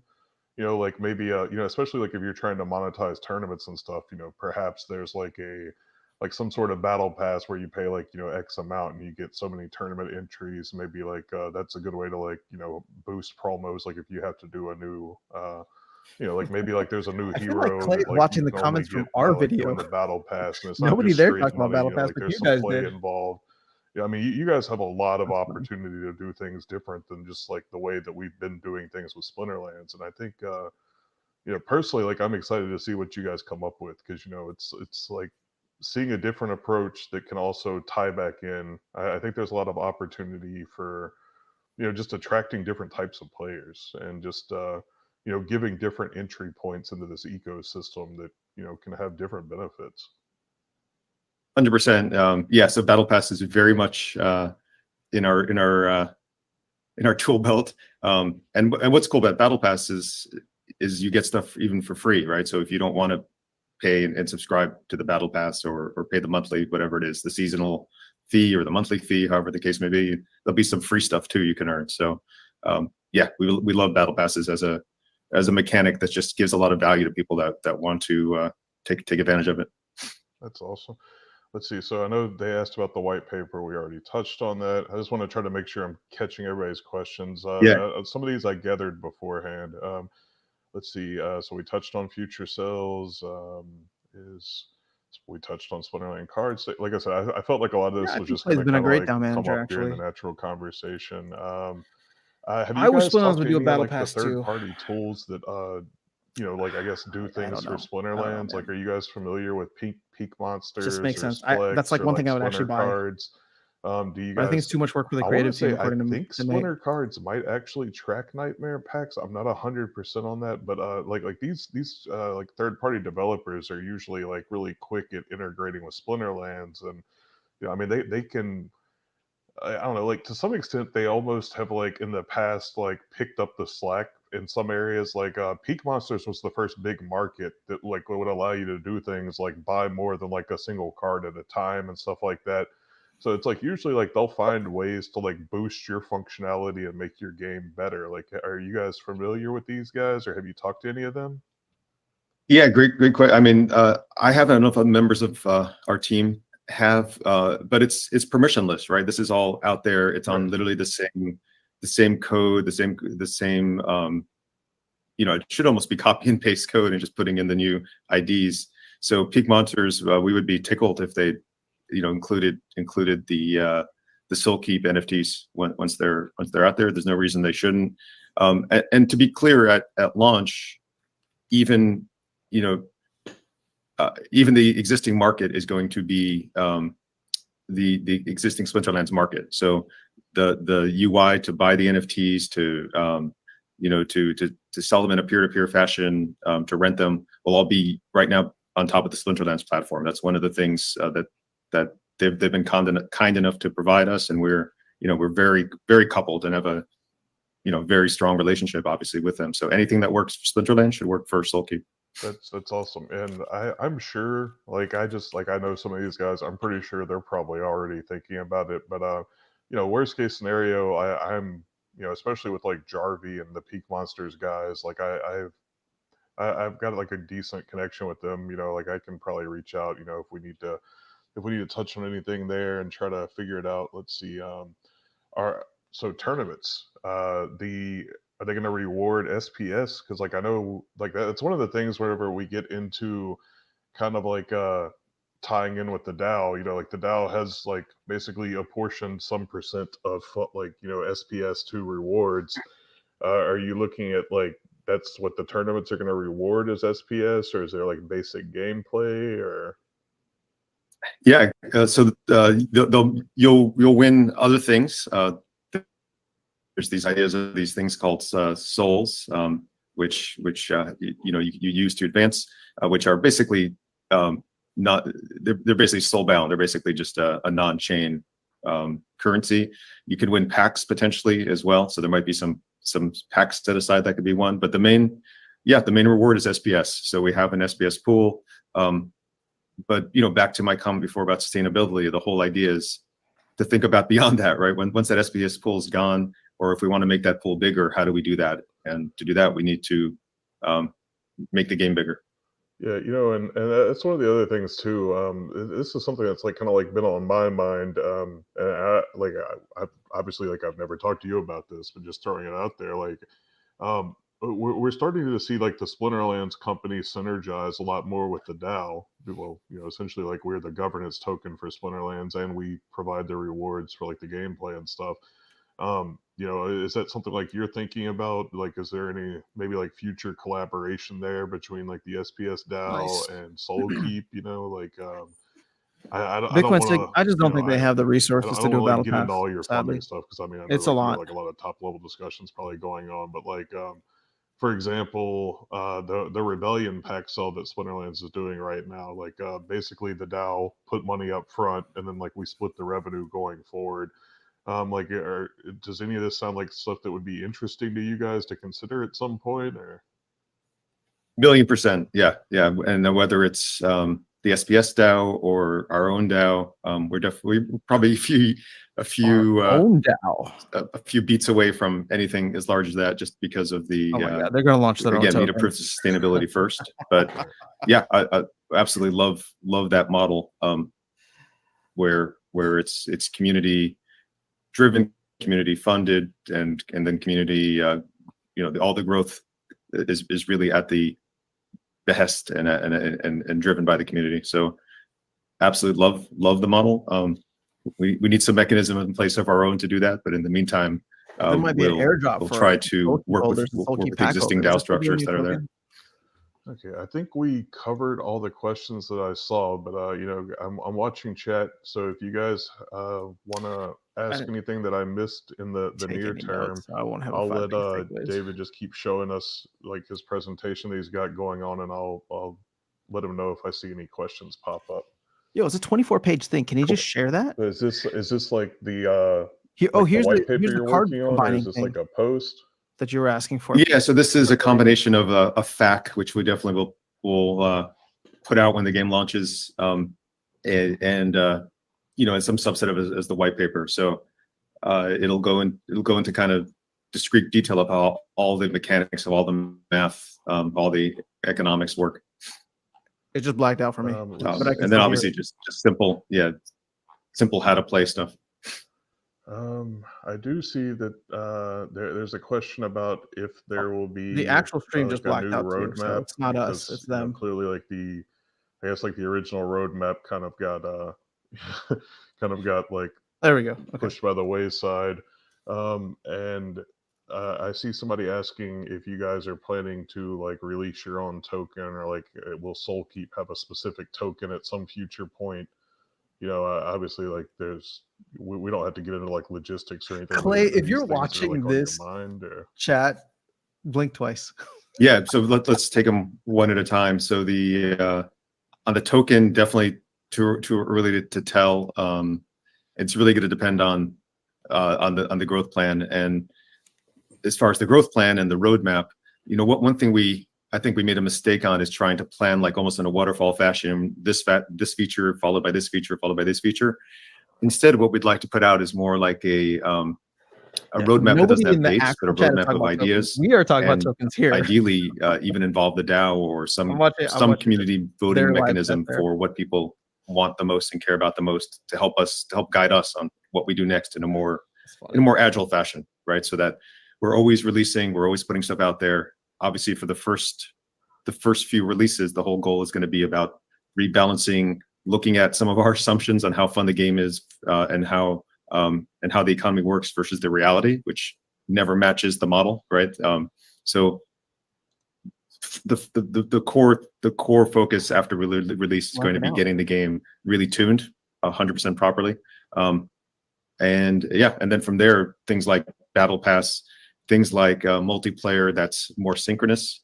And then of course, moving to other platforms, like we mentioned, in a more kind of Web 2.5 free to play packaging of the game to draw a wider audience in.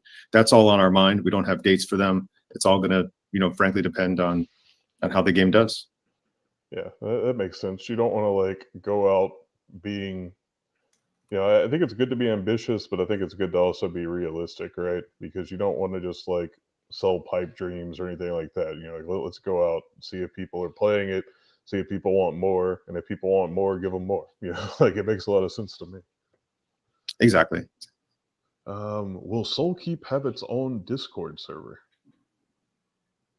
So right now, like we're kind of just like I think doing it like as like a little room in the Splinterlands. So yeah, it definitely will. Part of your bacon wrapped honey dipped. Again, to be transparent, we don't have a full-time community person, unfortunately, right? We wish we did. We just don't have the staff for that. That's the goal as well, right? If the game can reach that level, we would love to bring someone like that on. In the meantime, it's going to be a Discord server, maybe a Telegram channel, and we'll try to be present there as much as can. One thing we can pledge to do is, and we're doing now, is to put out bi-weekly blog posts, which I know isn't the best communication, but we're trying to at least make sure to answer any questions we see. So we are paying attention to the existing Discord. We're keeping any questions we see, and we're trying to answer those in blog posts, and at least start with that. Hopefully getting into more regular cadence of really being present in the Discord or Telegram channel, and then also eventually maybe town halls and such. But yeah, so again, just trying to be very transparent about our resources and our focus. Right. Yeah, that makes sense. I think everybody would pretty much unanimously agree that we'd rather you guys working on the game than talking about working on the game. But that said, if you guys do go with like opening up your own Discord server, I'm sure you got a few people, like even Splinterlands, like they have volunteer mods from the community. I'm sure you get some people that will help you guys, like answer like the most basic questions and kind of like keep people from being too rambunctious in chat. So we've got a good community to build off of, and I think there's a lot of people that will help out if you guys open up a Discord server. Just and I can help out too. Like let me know, I can point some good guys your direction, and if it's just like a good starting place to kind of like centralize communications for what you guys are working on, to kind of like collect feedback. Even once you go live, you're going to want somewhere to like report bugs and talk to devs or whatever. So it makes a lot of sense. Like the Discord has its problems, but it really does work well for gaming, in my opinion. 100%, and we of course will also have a ticketing system, right? Sort of a help desk ticketing system and support portal. Needless to say, and that's something we're used to staffing, and that goes right into our, any bug reported there goes right into our customer support team and QA, and definitely looked at. So yeah, we want to get the game as polished as possible, as quickly as possible. It's not going to be perfect at day one, and any multiplayer game or even single player game never is. So I think the important thing is to like you guys are committed to continually like updating it and keeping it developed. Let me see, we got this was touched on like way back at the beginning, but I think some people have joined since then. A lot of people want to know the time frame for the release. I know you're saying this quarter. Is that Q1? No, Q1 ends tomorrow. Well, that would be one more day, so not Q1. Okay. Yeah. I'm not super familiar with how the whole quarter thing works, because I know like it's like apparently like some countries like their quarters are even different than just like But so I know like originally you said like you're looking at like within the next few weeks, but like you don't want to like hard commit and then like miss a date. But that's right. You're not seeing this as like something far off. We will hard commit to Q2 for sure. So but I'd like it to be more the middle of Q2, not the end. But yes, that's middle would be mid-May. So That's 6 guys, weeks, hopefully, guys. 6 weeks. hopefully that will, encourage you. Like it's like we're not getting an exact date, but we are supposed to be getting a hard commitment here within Q2, and it sounds like David doesn't want to be overly optimistic, so I'm not going to speculate too much. But it seems like they're pretty grounded on getting this thing released ASAP. Yep, and again, I want to give huge thanks to the Splinterlands and to Matt, because they're supporting this release. They're helping to build some of the connective tissue, and we couldn't do it without them. And it's going to be good. That's one thing that I find interesting is this is going to be the first time we have a project that's like directly intertwined. Like we can look at like GLS and I think like the Moon Cards thing now, but like these are like separate and they live in like their own like little silos. So this is the first time we're going to have something directly tied into Splinterlands. It's going to be existing on the Splinterlands site. The NFTs are going to be on the Splinterlands market. So there's a lot of interoperability and connectivity to kind of figure out. But it sounds like you guys are on top of it. And, I'm hopeful we get to be playing before too long because, I haven't got to play since the open or like the beta testing days for the people that bought the packs. And I'm interested to see how things have evolved. They should do the same thing as Parallel. I think to summarize a lot of what we talked about already, being so be on Hive involved and connected to Splinterlands is an opportunity and also a bit of a challenge, right? The opportunity is that we get to, already launch with some great structures in place and obviously the SPS reward pool, etc. And the opportunity is great for Splinterlands, hopefully, that we can grow together, right? And this game could bring. The vision always was that this game could bring more people into Splinterlands and vice versa, right? So that there's just more to do and more different styles of play for more audiences or a wider audience. But there's also the opportunity to go beyond Splinterlands, but we just have to be very careful and do that in a way that's still sustaining the core game, which is very coupled. So so kind of a long-winded thing, but just to make you know that we're aware of the challenges, and we think we in the game are up for it, and we could figure out an additive way to make the game grow and expand beyond Splinterlands. So here's a good question, and this is something that I think previously has been used to kind of build up a little bit of hype. Do you know if people will be able to open their packs before the game is playable? Maybe whenever you're ready to set a date, right? Like whenever you're ready to set that date and say we're going live in 2 weeks or a month or whatever. Do you think people will be able to open their packs and get their cards kind of combined up and stuff? I mean, to me, that's pretty much Splinterlands functionality. So once they get the market up, I would imagine that stuff should work. It should work. Yeah, that's an interesting point in question. And if you think that's will add to the hype, we definitely will strongly consider it. Okay. Now I wonder if the holdup is not them a hard commitment, but or Splinterlands integrating all this stuff. That sounds like a lot of integration in the ear. So let's just see how it works. Maybe Dave is just being really nice about it. Did you have any other stuff you wanted to cover today, or I'm thinking we've covered all the questions that I've seen. Let's see. Oh, here's a good one. Is there going to be a gold card equivalent? Are you going to is some percentage of your tower is going to be like a gold foil tower, or whatever you call it?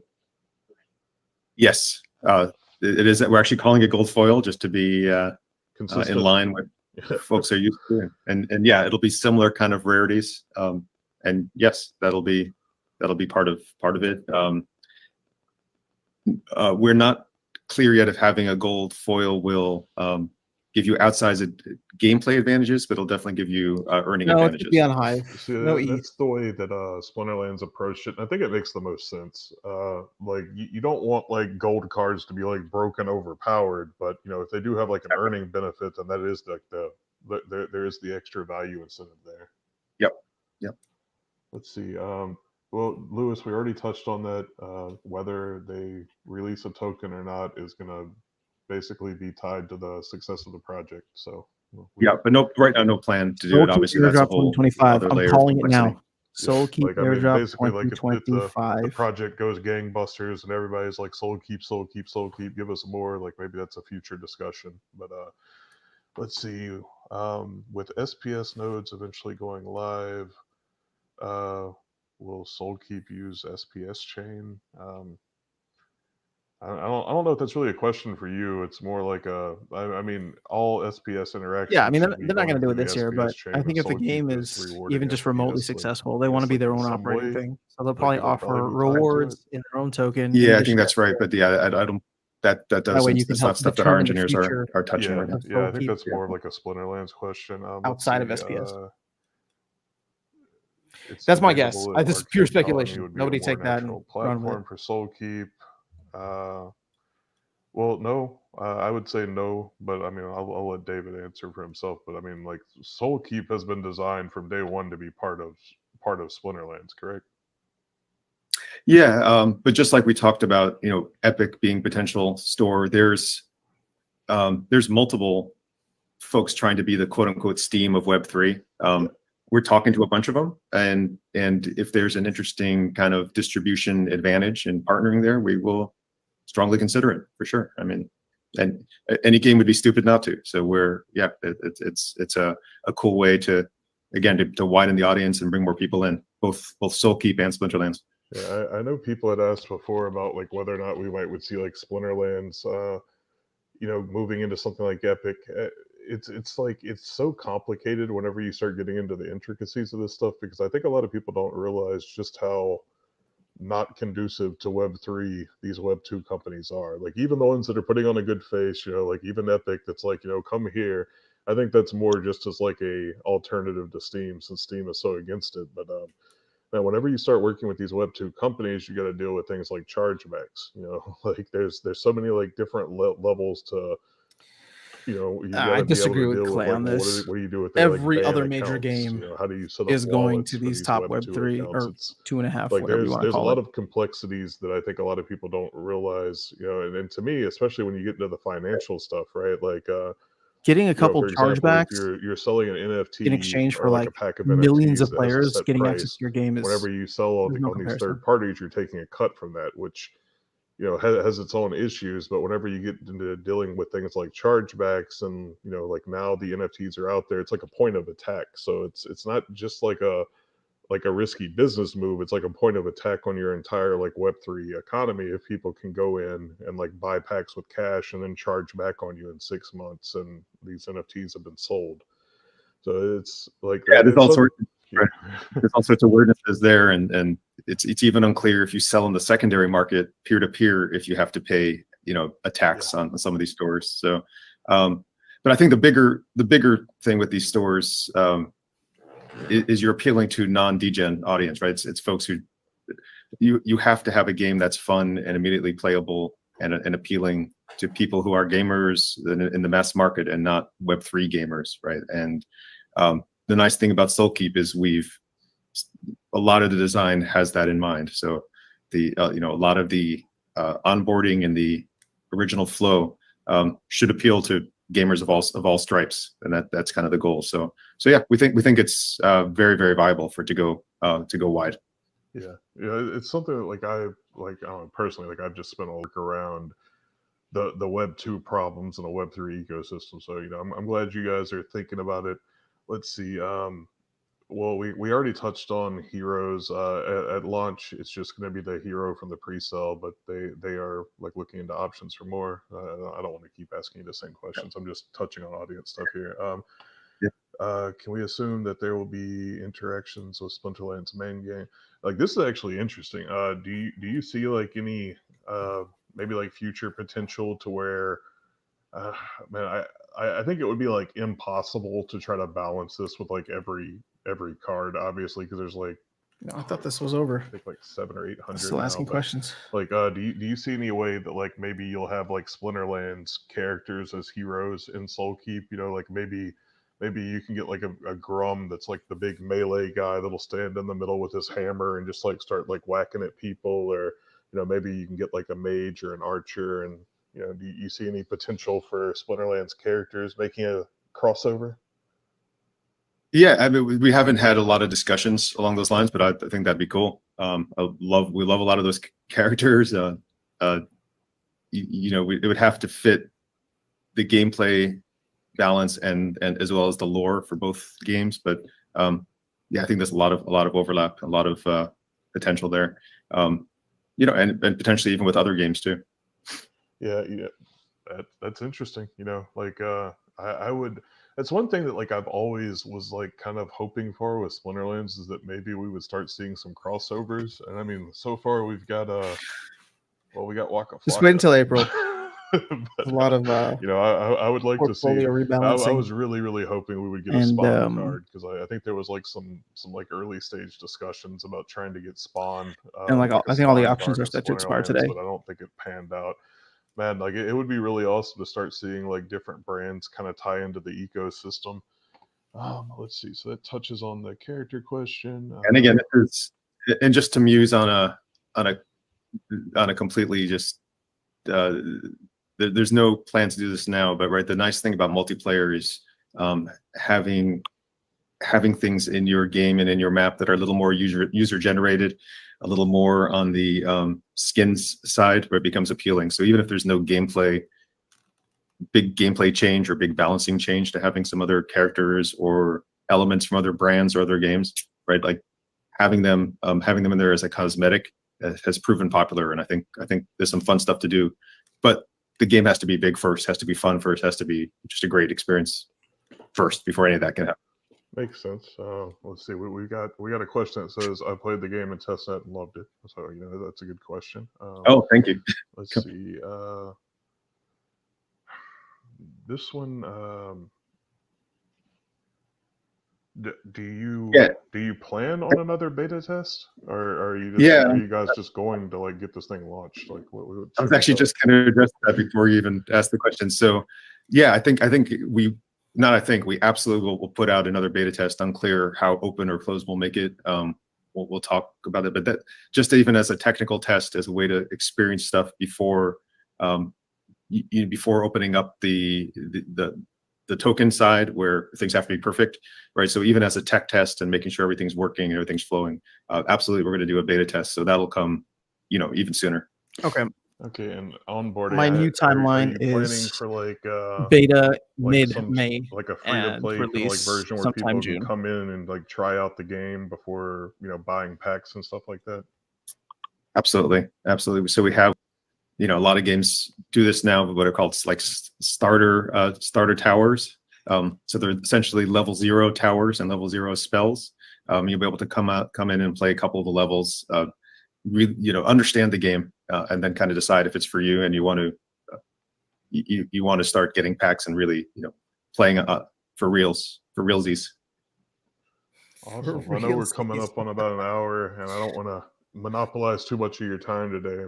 We definitely appreciate you coming out and answering questions. I've been getting a lot of questions. I've been hopeful that we could get this together. You have any other like high level points you want to touch on, or? No, and I appreciate that you put this together. Thank you so much, and appreciate the community a lot. And again, apologize that we're not more present and more kind of out there promoting. But I promise we are in here building, and promotion will come when that's ready. Yeah, for sure. And like I said, we definitely appreciate you taking the time to talk to us, and hope maybe whenever we get a little closer to launch, either we can get like a Splinterlands town hall going where I mean, I know Matt, so either like Matt will have you on, or if we have to do it this way, I can do another one when we get ready for launch. Whatever works for you guys. But I'm here to help. Just let me know if you need something, and obviously I'm pretty tapped into the Splinterlands community. No, usually appreciate it. And like I said, like when we do that beta, it'd be great to stream some stuff, see real people play, hear people's positive and negative reactions in real time. Like the team would get a lot out of that. So we would love that. Awesome. Yeah. Cool. Well, man, I appreciate you meeting with us today and answering all of our questions. And Yep. I would like to say I appreciate the audience keeping things you know upbeat and positive. I wasn't really sure what to expect. We've got people all over the spectrum in the community, but it's pretty cool seeing a lot of positivity and a lot of excitement today. I think people are just ready to start playing, man. Really appreciate it. And yeah, we're this has been a long time coming for us too. So we really can't wait to get real human beings enjoying it.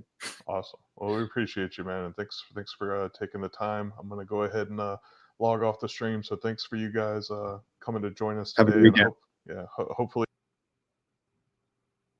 Nope. That's it. Game, set, match. All right. I'm not gonna stay on for too much longer, but we can definitely chat about it a little bit. Okay. Early thoughts. Early thoughts. Let's see. Let me get some music back on because it's too silent. Definitely was lacking in terms of information. I was personally really hoping for more. I thought that there would be more of a presentation. I thought that there would be more of like a display and more details. I'm wondering when that FAQ, he called it, is going to be released, because it seems like it has a lot of the information there, but we don't even know all the cards, what they do. So that's my first thought. Secondly, to comment in on, a game preview would have been nice too. Granted, we've seen what the game looks like already in terms of just get that off the screen. We've seen what the game looks like. Some people even played it last year, but it sounds like they're making a ton of changes, or they made a ton of changes in terms of adding some new stuff. So I would have hoped that we would have gotten something like that, or a little bit more eye candy than that.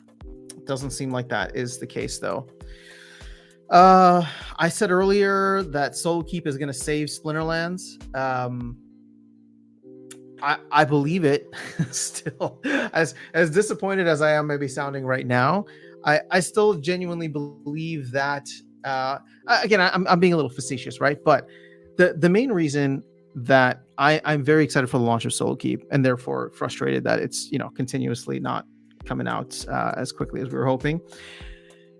They're much more tapped into everything. So for example, like the same publications, right? Gamer.gg, all these like Web3 gaming websites and news outlets and stuff. The same places that are posting about Pixels, Parallel, Heroes of Mavia, all of these other games, all these other top tier games, they are also in there, right? When the sale happened, Splinterlands probably doesn't have, they don't have a marketing department, so I guess there was no press release to even put out in the first place. But Soulkeep did, right? Or Double Coconut did. So it wasn't a and maybe, I don't know, maybe Splinterlands never would have put anything out in the first place. This is more of a Double Coconut news.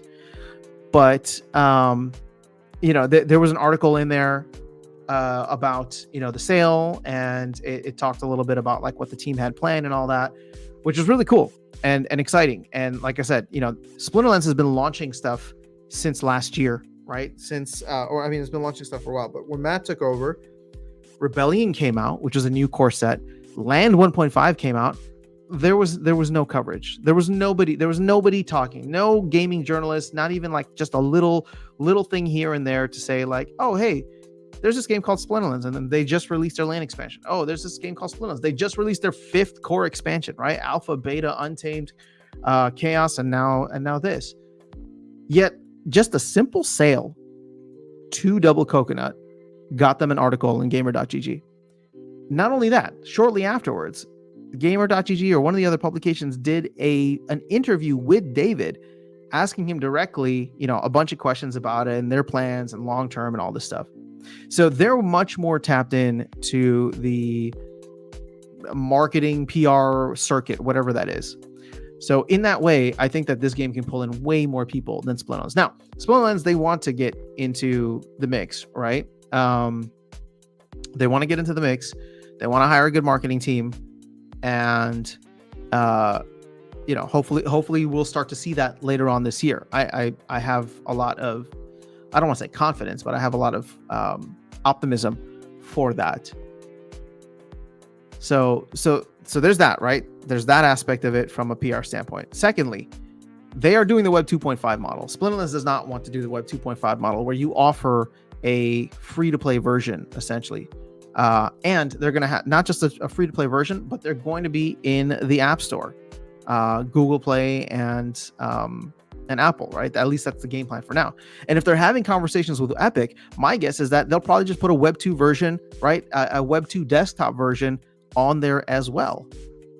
Which means like people will be able to come in, you go to Epic, your Epic launcher, or Epic Games, and be like, oh, what's this like cool game? Let me check it out. And then you realize, oh, it's part of their Web3 collection. You can't do anything Web3 here, but if you want to, you can connect your account, connect your wallet, like do all the stuff that people are doing now with, games like Parallel, or I'm sure Gods Unchained, right? All these games have something. So Splinterlands doesn't even have like a desktop application, right? It's a browser based, which has its benefits, right? There's pros and cons. So it has its benefits because then anybody can play anywhere. But like Splinterlands is never going to be in any one of like the major stores, and it's never going to benefit from like just easily being pushed to millions of players. So yeah, I mean, those two factors alone, I think that the reach. Oh, not to mention, finally, the third factor. It's a tower defense game. And my hope is that it's not overly complicated and it is very arcade-like so that people can come in at all levels and still have fun and play. Whereas, especially with the changes now to ranked play for Splinterlands, if you don't have a max deck, most of the time that you're in there, you're going to get pummeled by people with higher level cards. So, those three things alone, I think, are enough to help push Soulkeep to some cool heights, in my opinion. All right, so if Splinterlands implement Battle Pass and fight animation, Splinterlands will save itself. I think at this point it's probably too late for Battle Pass. I mean, I want to see it, but in terms of like saving itself, I think we need to see some token price movement. All right, you think they will take vouchers? I mean, he mentioned vouchers. He literally named them. So I don't know if you heard me, but I got a little excited when he did that. Inumaru, what's up? All right. Even Discord is selling profile picture animations that people are very much willing to buy without monetary returns just because they are cool to look at. Cool. All right. I bought more Rebellion cards today. Well done. What more ones make an effort to make the game cooler and visually appealing, which gives players monetary returns. Yeah. You need to pay a PR firm to get that, and an announcement will cost 5 to 10K. Okay, so doesn't this tell you something different then? Like Bitcoin saying the game isn't even launching. But if they paid 5 to 10K just to get let me exit this. If they paid 5 to 10K just to get an announcement that they bought the game, imagine what they're gonna do with their marketing war chest once the game is actually live. Right? I don't know. That's just the way I'm thinking about it. Will Splinterlands move to coin? I don't think so. Why are people talking about coin? Oh, did that interview that Matt did, is that out yet? Mondroy, what's going on? Mondroy, that was a fantastic interview you did with People's Guild, man. Been pushing for Splinterlands to go free to play myself. Yeah, man. I like the idea that you had. I like browser games. Yeah, I hope so. I love tower defense, so I hope it isn't too arcadey and more tower defensey. I mean, whatever it is, I hope it's a simple to play, simple to learn, easy to learn, difficult to master type of scenario. Did my Soulbound packs go up in price? I think you mean Soulkeep packs. I highly doubt it. There was no release date given. Just they did commit to Q2, but that's that. So before people get like super, up in a tizzy about it. I don't know when the sale was, but 2 to 3 months. I think the sale was like mid-February, right? And they said that they wanted to get the game out in like 2 to 3 months. So that kind of puts it April, May-ish, right? That's why I was looking forward to April, because that was on the earlier side of that time frame. But mid-May is kind of within that time frame. So that's just where it's at now. And he kind of doubled down on that, saying that they're committing to Q2. And he wants it to be more mid Q2 than late Q2, which should be mid-May. Yeah, but Peril just got $35 million. Yeah, well, Peril is doing everything right. at the moment. Mondroid says, thanks, bud. Yeah, no problem. If you guys have not listened to the interview with Mondroid and People's Guild, I highly recommend it. They cover some great things. And also, if you like enjoy the game meta, I've officially said, you know what? I'm going to come up with my own rankings now, just because I think I can do it. Mondroid is officially the top player in the game right now. No shade thrown on D-Tough stuff, but Mondroid did get the top of the leaderboard in the first season that we went to this new thing. So he has the title, and y'all will need to go and chase him to get it. All right, guys, I've been sitting down for a long time. I want to go get some other stuff done. I'll be busy this weekend, like I said, so I will not be able to stream on Sunday. That's why we did the stream today, and it actually ended up working out fine. I'll try to keep more content coming. I have a lot of parallel stuff that I want to talk about, a lot of parallel stuff that's actually been requested too. So I'll try to do some videos for that. We'll see where things go. But have an amazing rest of your day and your weekend ahead. We are 4 days away from the new rewards update in Splinterlands, and we are 2 days away from the new season in parallel. I'm very excited for both. Should be a fun time. And I'll go check out some Star Atlas and other games as well. All right, have a good one. Peace.